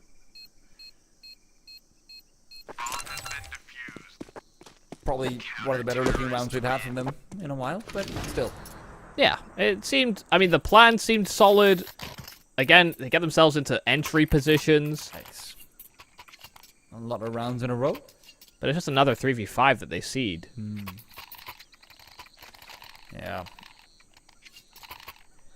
And, you know, I'll cast your mind back to OG's debut, where they got destroyed by Iberian Soul in the first map in the series. 13-2. Inferno. Yeah, and then they destroyed Iberian Soul back in the second map. So Okay. maybe OG are just slow risers. Hey, the comeback merchants, or something of the sort. Jukas went out with a deep incendiary, is not going to be able to do anything with his utility. Nikodos has already sailed right past, and a deep flash from Symmetry. Rather, it's a smoke, actually, to fake out the lurk. He can start to progress forward if he wants to. Mateos in the back lines. What a kill with the MP9. And all in the meanwhile, Symmetry prevents the bomb from being planted. OG's dry spell is going to be eternal, the way things are going. Ancient will be an unbroken spree unless Nikodos and Fiku can do something about it. But with Krabany on the flank, he'll be able to finish them off. 18-8 on him, 13-3 from the former Navi Junior boys. This was impeccable. Yeah, I mean, they picked them to pieces. It was, again, quite a close affair at the start of the game, and then at a certain point, it just spiraled out of control. Every mid-round read, every mid-round kill felt like it was always falling into ex-Navi Junior's hands instead of the other way around. Absolutely, and OG right now will have a lot of thinking to do as we move over to Mirage. Some parallels to be maybe drawn with their loss versus Iberian Soul, but we have to remember this is Navi Junior, or the former squad's map pick that we're going into. Will it be 2? It looks like it, but maybe OG can mount a comeback. Let's find out after a break. As he turns it, nice headshot.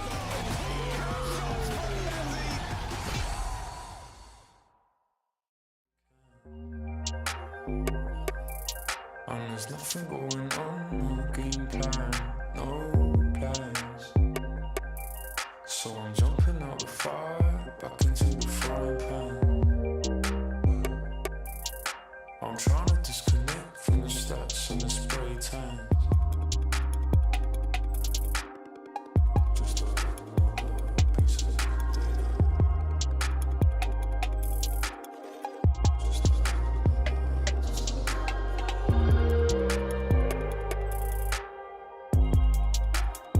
Is this the road?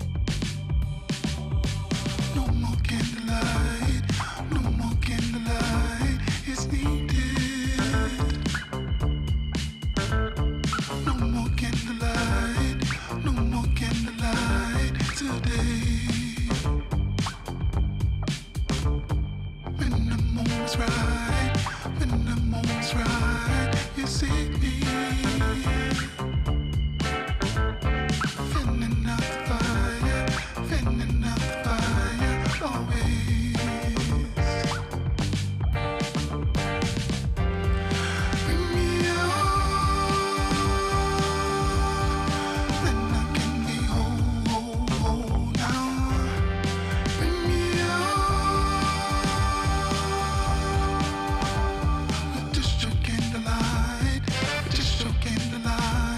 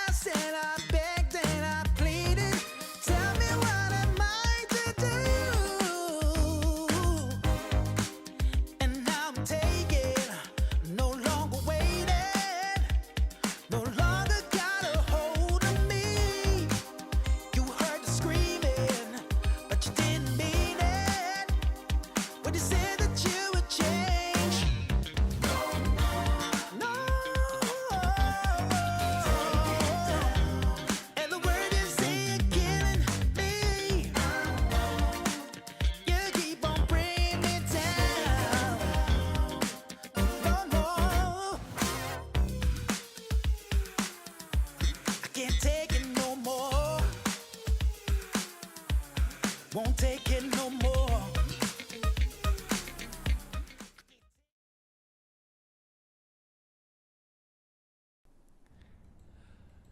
Welcome back. It's an incredibly one-sided performance on Ancient that puts OG on the back foot in their ESL Pro League journey. Xnavi Jr. in this lower bracket run have started off strong, but can they finish out on their own map pick? It's Mirage that we head into. Yeah, and considering the ways that Xnavi Jr. were winning in that first map, I do worry for OG, because it feels very conducive to Mirage. Nikodos already getting a headshot delivered to him and a Molotov at his feet. Spook needs to find something back, but he gets absolutely deleted by Jugas. Adam B feels scared, and I would too in his place. He's already been ding-gooshed, naded. Oh. That is lethality at its maximum. Not a single point of damage taken so far by the Stee side. They are 5v3 with the bomb planted. CT has got very few access points available. Smoke and Kit will not be helping them if they cannot get onto the site. Jugas, another kill. Oh my god, it is unnecessary damage. I mean, 4 people do not lose a single point of health over there. Yeah, they get owned in every single fight. Instant headshot to Window, instant headshot to Ticket, HE to follow it up. I mean, nobody felt like they had a fighting chance. It was like 100 humans versus 1 silverback gorilla. I don't understand how OG get so dismantled in that pistol, and it may just be a sign of the times. Gosh. Also 4 MP9s with Nikodos having flashes. This is always going to be a mid-swing. But when there's symmetry and gravity on the other side, I just feel scared they're going to end up losing somehow. No, Crizant finds one. And Mateos now suddenly feels incredibly lonely over here. AK at the ready will only be good for a single kill. Jugas is elsewhere finding space in the map. So this mid-heavy presence has actually worked out very nicely. Jugas is in a 1 versus 3. CTs are taking their time to recollect and start to move forward. This would be the perfect response to a nearly impossible pistol round. Jugas cornered in. Another kill found. Keeps the spray going. It's almost on the money, but it's not quite there. Spook will shut him down, and there you go. OG fight back. Yeah, I mean, a really nice call there from OG.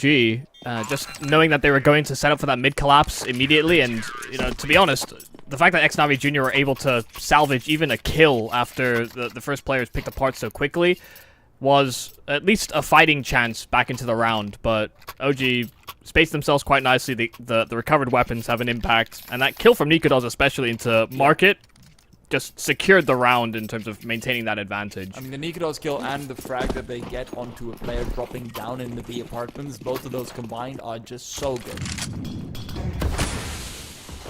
Of course, the former Navi Junior camp are not going to be messed with. They will force buy right back into things. A couple of Deagles, a Mac 10 and an AK.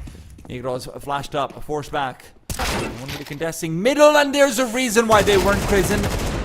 There's a reason why they weren't. Immediately 2 kills found. It's a 5 versus 3. If this is going to be what the rest of the game looks like, I'm all in. Well, yeah, if it just ends up being forced by wars for the whole half, I'd be very surprised. I was thinking more clean entries, but yeah. I don't think I've seen a triple Delpan setup before. Well, Peak was about to say, yeah, neither have I. The remaining CT side players will start to recollect and look to play out middle. That is exactly what they were waiting for. Demons, Mac 10 finds a double. And all of those weapons that you lost out, they feel like they're just going to be recovered. Look at that. They went in that with 1 AK and a Mac 10. They walked out with 3 and an MP9 as well. It's... What is that? What is happening? Force by wars. Let's go. We're gonna It keep is. at it. But why are the force buys so convincing? I mean, a great plan once again from Xnavi Jr. They go for mid control off of the force. They get 2 entries and they just freeze because, like you said, they were waiting for that OG reaction to retake mid because they just cannot sit in silence and they cannot sit completely blind to any information. Just really nice patient play. This time it's an A exec from Xnavi Jr. Demon to lead the way, but he's doing so fairly independently. The rest of the squad were lining up util. They'll be a little late to the rendezvous, but now that these smokes are down, they can actually move to make space. Crizant found a critical kill. Is this going to be another force by victory? Crizant certainly seems to think so.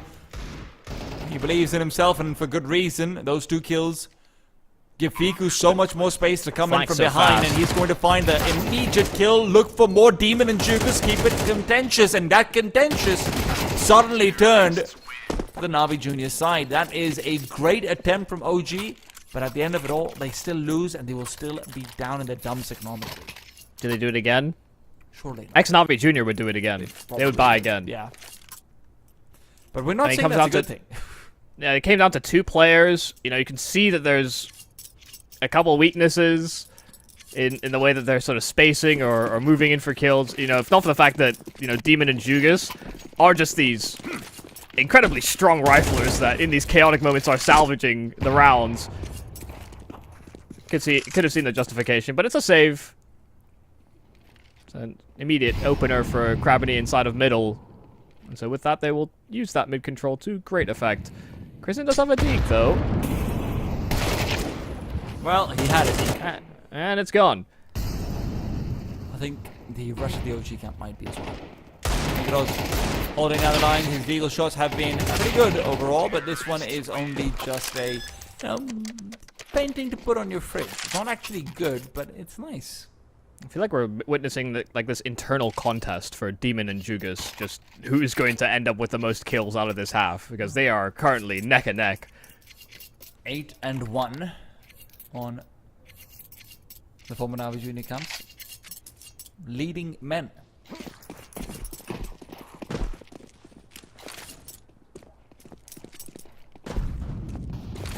It's going to be a faster play from Nikodos, perhaps. He is jumping down into the underpass area. But the flashes thrown are going to end up blinding him. I do believe those were flashes from himself. That's not going to be particularly helpful. Demon Molotov will try and keep Nikodos honest, and it actually slows him down so much he takes damage. Mateus is there to finish him off, and there's more T-side players where that came from. But Jugas is going to be caught with an 8 in his hand. Mateus can play cover. OG down to 3. Mateus the one to put them there. I think what's really rough is that you can tell OG are trying to set a precedent inside of middle, but they're just not coming out very, very good from these exchanges. And it might force them to have to play more passively, or they might have to start focusing on the extremities instead. Ex-Navi Junior are just going to keep on winning rounds if they find these openers so consistently. I mean, Adam B tries to make a desperate move, get ahead of the exec, slide out to back triple and whittle down the numbers, but just a step too late.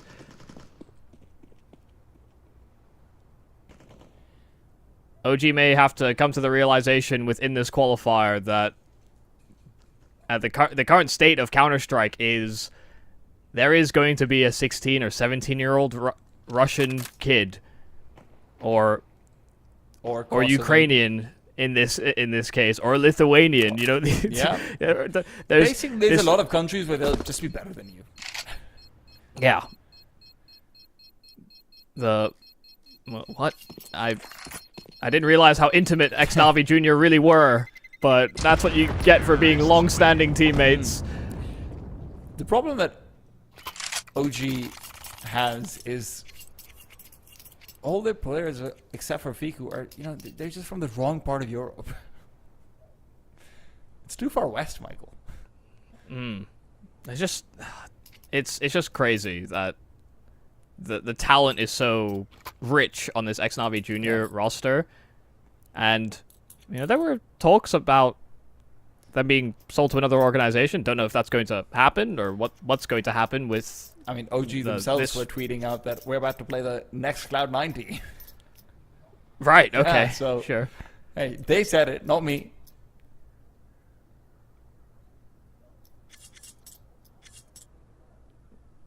And here they are, Orgless, and absolutely tearing it up. Yeah. Gosh. OG are hoping that the Eagles can once again be their friends and not their foes. 4-player stack on the A-bomb side does feel like it is the right move with the way Na'Vi Junior, the former lineup, is assembling. But as Nikodos will be pushed, rather Spook will be pushed back, it's a fight he should never have won. And Adam B's got another one of those Jugas. take Piku's life away. But it's still a 3 versus 3, and Demon is still alive over in middle. Spook will lose his life. It's going to be a full swing out from Jukas to try and push him away. Adam B is really the only one who can contest, but Kristen out from jungle is good for one as well. The two players who've been in contest for so long, feels like they're the ones who will be putting it to bed. OG, great damage, but at this point it feels like the days of damage are gone. Where is this bomb? Jugas has done laps. Is it actually on the top? Oh my god. How did it end up all the way up there? Just giving Kristen some extra time to feel a little safer in his attempt back on this retake. Yeah. He's got his hands on an M4 too. It'll help. But it's all about whether Navi Jr. or the former side even gives them that duel. Kristen is going to get the smoke down on the bomb. He doesn't have the kit though, so they shouldn't be too worried, and they will be expecting something of the nature, but Demon doesn't care about expectations. He just wants his kills, man. Jukas just got ahead of him. He hates this. He hates how this is going. Why is he one kill more than me? They're an immortal duo. I mean, they both died once, but past that, every round that gets even slightly close, they're getting multi-kills, and they're closing these rounds out. OG, I just don't know what they do when, you know, it's not like they're not getting themselves into man advantages, they're not getting themselves into potentially winning positions. They're then just in these late round moments getting outgunned.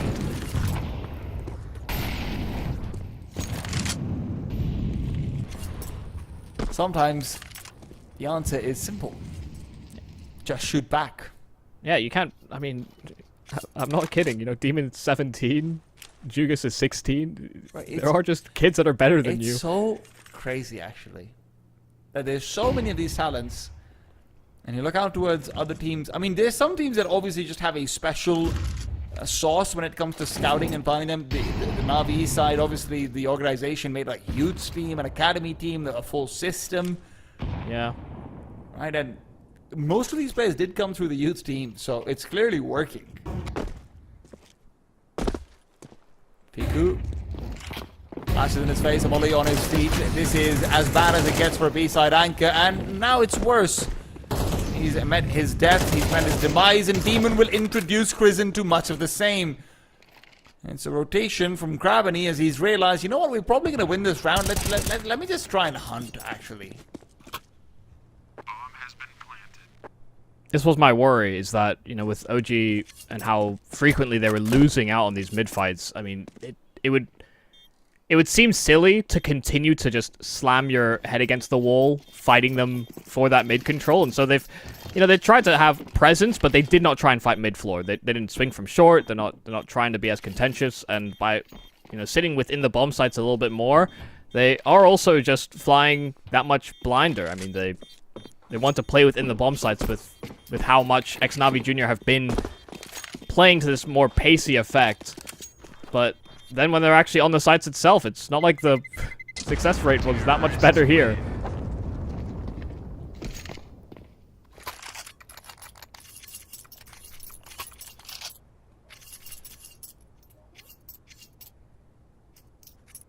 Jukas' KDR can't be contained. Yeah, that's tough, man. It's like you actually can't fit it into the slot. Can I look at headshot percentage quickly? OG has some pretty crazy headshot percentage, Michael. But just look at the sample size. I know, but it's okay. Let's look at what you asked for, okay? Negado's nice kill onto Mateos. At least it's the start. Is there going to be a finish as well? Demon certainly hopes not. Kristen, it's a rare win, but he will find it. Leaves Jukas back in Palace, who doesn't really want to commit just yet. 3 versus 5 for the ex-Navi Junior camp. They've won a few of these on Ancient. Can they do it again here? I was really worried that Demon and Jugas would be unable to die more than once. With Demon down, maybe there is a chance. Who knows? The boost for Krabany, it could just be down to timing. I mean, his teammate's making a lot of noise rotating in through spawn, but Krabany's going to wait the smoke. Krabany takes the peek. Krabany can't win the duel. Spook comes out on top, and now suddenly it feels like you can maybe heave a sigh of relief. Nice shot from Crizin to follow up as well, putting himself in harm's way.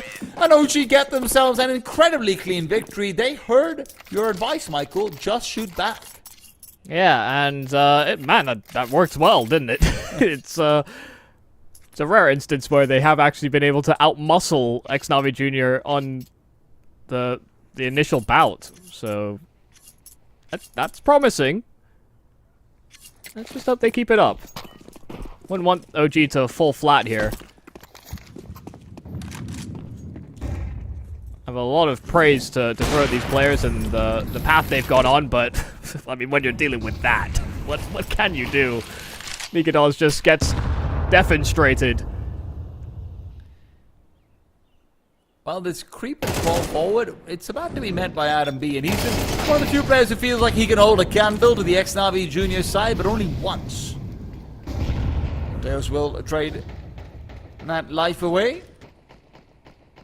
While Gravity continues to be on his lurking shenanigans now, the expectations of that are present with OG. They're starting to look for that duel a lot more so. It's an old criticism you had of certain IGLs of days gone by. It's not to say Gravity doesn't find massive success doing that very often. I mean, they've got a lot of util here for OG. They've got the kits they need as well. They just need to get that smoke into the site where they can actually cross and breach into the bomb site properly. Symmetry's past a lot of the util, and even if he gets hit by that flash, keeps them busy that little while longer. They took a while to get into the site itself, and they need to stick this defuse, but they're going straight for the kills instead, and Crizin will jump on it with kit in hand, and it will be just in the nick of time, just by putting Navi Jr. out there. OG focus on fights, and they're winning more because of it.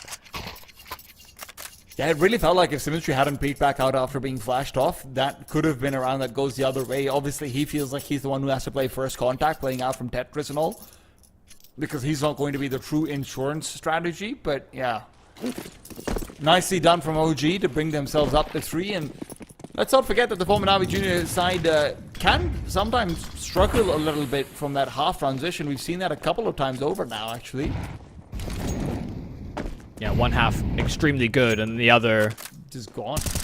Yeah, a little absent. The Paravision treatment, but can OG actually give that to them? They still feel like they need 4, maybe 5 rounds, and Crizin wants to deliver. These past few have been fantastic from him, and Fiku steps up to the plate as well. Demon decides he's going to put himself on that plate. Hello.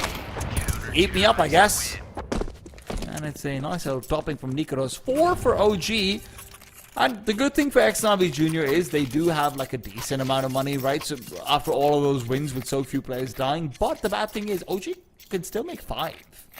Yeah, they really can. And you can see the tide starting to shift a bit. I mean, now that there's some extra confidence behind OG, you know, they got humbled in mid so many times, and with one of those instances working of them being aggressive and winning those duels, it has seemed to sort of spur them on to be a bit more confident in the swings that they take. Crisin's been doing a great job as well of just finding openers or finding equalizing frags.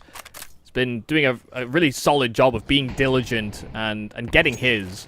It has to be a collective effort on this CT side. Navi Jr. start to slow their roll.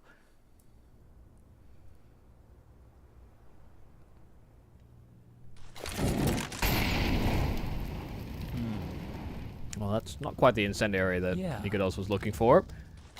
Would prevent them from boosting up, so I guess it accomplishes a goal. I guess. But they will boost up after the incendiary and into a smoke. So window is a vulnerable position. It's something that's still being watched out for by Nikodos, and he's hoping to fast respond towards that A bomb site should it see siege. But a slow contact out from Demon. He knows that this player is inside of Ticket, but Gravity's been found inside of window, going ahead of the ramp players taking contact. So they no longer have to worry about that flank. Demon out towards Sandwich. There are no smokes available here for xNavi Jr. They have nothing to serve as coverage. Only Molotovs that can funnel out these OG members. But they still manage to get this open plant topside triple spook from the back of the bomb site, finally revealing, but only the one. And the trades are coming out too immediately here for OG. A safe set of hands for everyone involved. 5 rounds on this CT side for OG. They still have some life left in them. Let's see if that continues into the second half.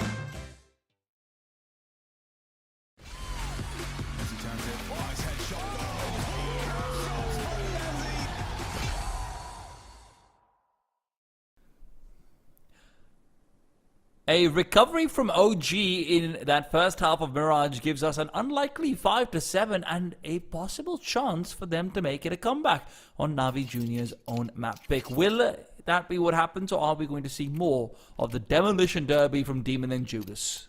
Yeah, I mean, they started to slow down towards the end of that half, and I'm not going to say whether or not that was entirely why Navi Junior started to seed rounds, but OG did a much better job of fighting with a bit more vigor and confidence to them. Was kind of worried after the brutalization on Ancient that it would carry over into this map, and it seemed like it did, but now they've regained their sanity. Can only hope that the second half goes as swimmingly for them. This is a fake call. This time it's a one-man wrecking crew on the A-bomb site via Crizzen, but it's sussed out pretty quickly, and it doesn't seem like Navi Junior are actually moving players into the positions. Demon took a headshot, Mateos down, B-bomb site's taken, no problem, and Crizzen hasn't even been dealt with either, so they'll have to worry about that late lurk, and there's Crizzen with that activation. Well, doesn't really get much better than this, does it, for OG? 5 versus 2, the CTs have nowhere to go. No real access points to the bomb site. Maybe even worth it to ask for a save. It's unlikely that we see one come through, but hey, I can ask. Gotta say, man, at the end of that T half, though, it really did feel like Gravity was being fully exploited. OG had a great read on how the former Navi Junior side was playing things. They managed to pick up a lot in their individual form as well. I'm looking forward to what they show us on this T side.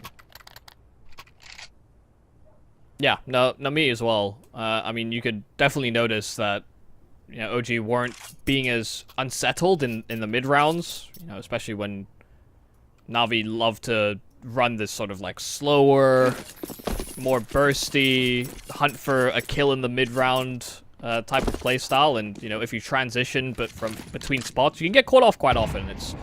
I think it's what we saw Navi Junior do a lot on Ancient. It's what we saw them do at the start of this game as well.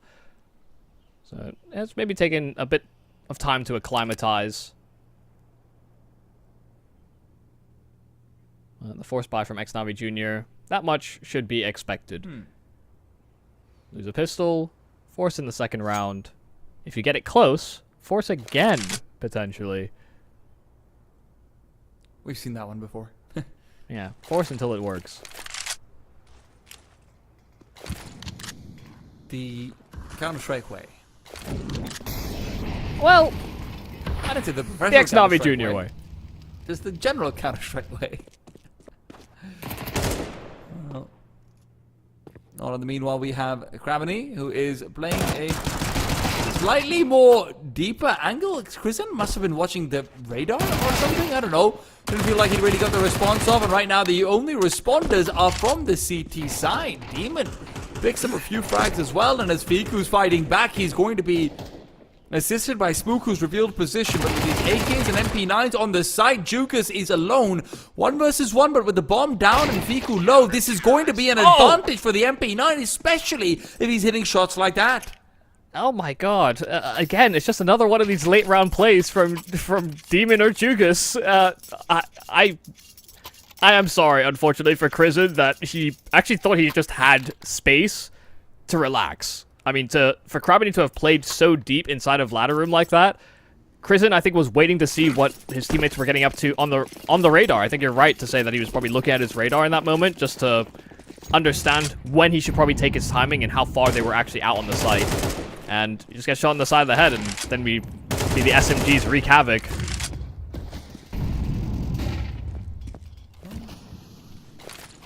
And unfortunately for OG, this full spy has not started off quite as successfully.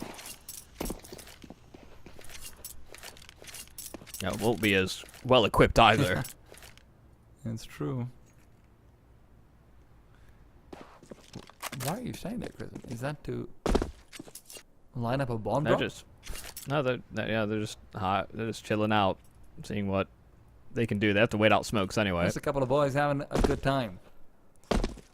Maybe not that good of a time though, as Symmetry will be spotting them out. Smoke up for himself. Jukas will take Nikoros' life out of his hands and his body. Jukas actually does end up falling, but that is an AK-47 that can be recovered by the CT side very swiftly. Demon will make his way over. And there you go. 4 players kept alive. All the premium rifles as well. That's why I just heard Symmetry triple dink someone transitioning to Tetris. And it did like 30 damage when they were going out for that hit. So that was strange, but yeah, no real casualties for Xnavi Jr. Nothing that they're not happy enough giving away, especially for the extra round security. So they should be up to double digits here. OG are going for a full save. Spook running back to pick up a P250. But that'll be all the real firepower they bring to the table.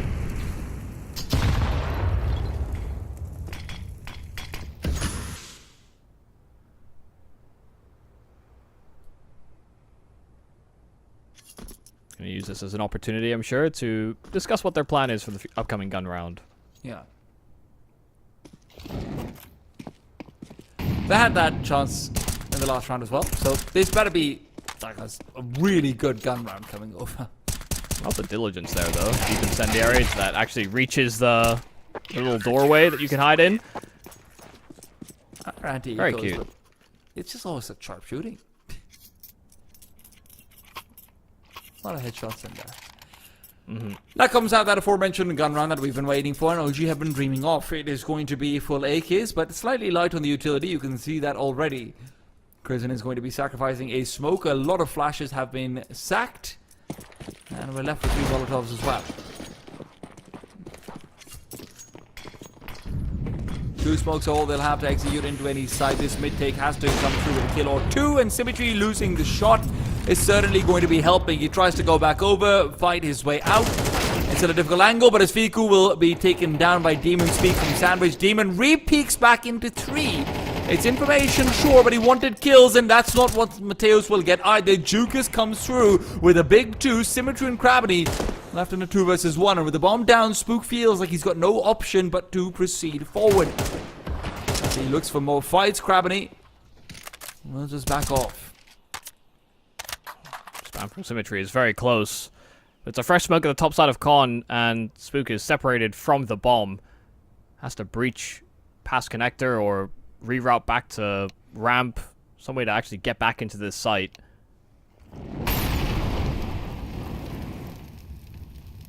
Sandiary gives more time for Symmetry to actually play deeper inside of A ramp to actually account for that potential rotation. Gravity spots him, so now no illusions can be cast here by Spook. Well, Guise of Invisibility is certainly gone, but he still has an opportunity to be able to maybe isolate out a 1 versus 1, a flashbang to assist perhaps. Now we know he can pull it out safely, he doesn't. The problem is going to end up being the time. How many bomb plants can you fake? It's not really an angle where neither player can see him, and Krabany just finds him looking to the side. So round number 11 will be found without OG getting a bomb plant. That makes a decision to force spy much less likely. Yeah, I love the decision there as well between Symmetry and Krabany, just to both effectively 3-2-1 swing from their divided positions. You know, even if one goes down, the other one will have full information about where he is and has a greater capacity to trade. And, you know, because it's a split angle 180s between Ticket and Ramp, they play it together in a way that makes it uncomfortable.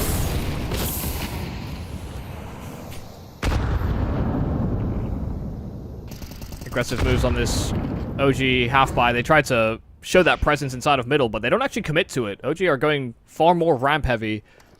They have a execute in the back pocket. They really do need this one to work. It's really their only chance as well. But the problem is that Xnavi Jr. have numbers here, and Symmetry takes first contact, first life as well with it. You're not going to see Gravity feeling afraid of taking the fight either. He peeks out, gets 1, gets 2, and OG are falling apart. They're down 6 and 12. They'll have 1 more gun round, but the win of the former Navi Junior side feels inevitable. Yeah, I mean, we got a nice round streak, 5 in a row from OG, coming out from that second half into, or out from the first half rather, into the second half. But I mean, you just see how streaky it's been throughout this game. Xnavi Jr. have definitely been in control for the most part, but with that moment of capitulation at the end of that first half, you thought OG might be able to leverage that into something more, but Xnavi Jr. now have 6 chances to close out this series. and cut OG's ties to the EPL qualifiers completely out.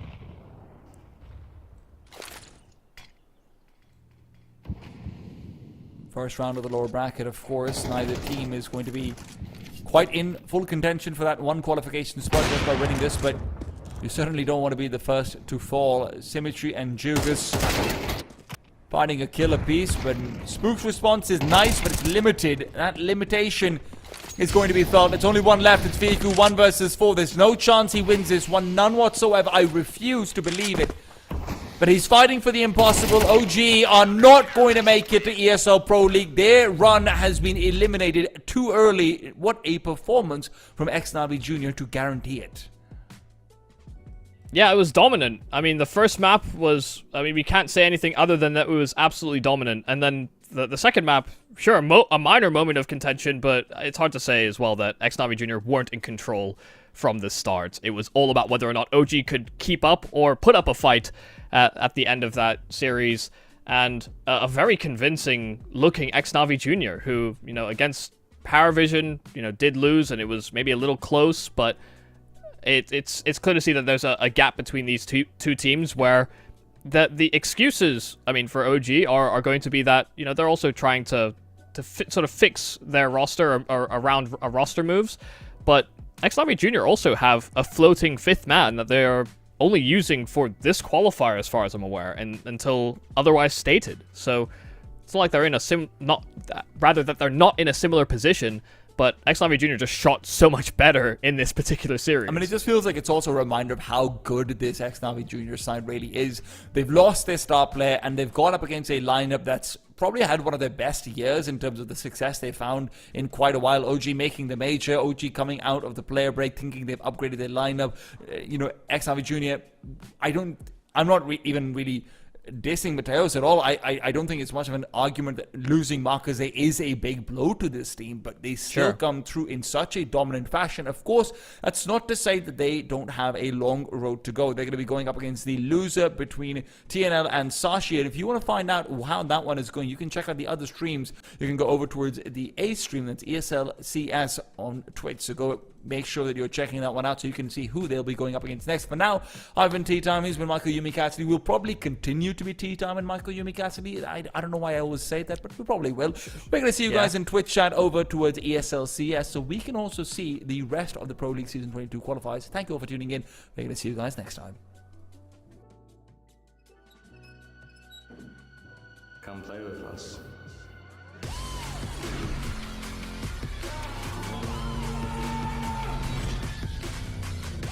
He wants to win right here, right now. It's crazy. As he turns it, nice headshot. Headshots from Messi.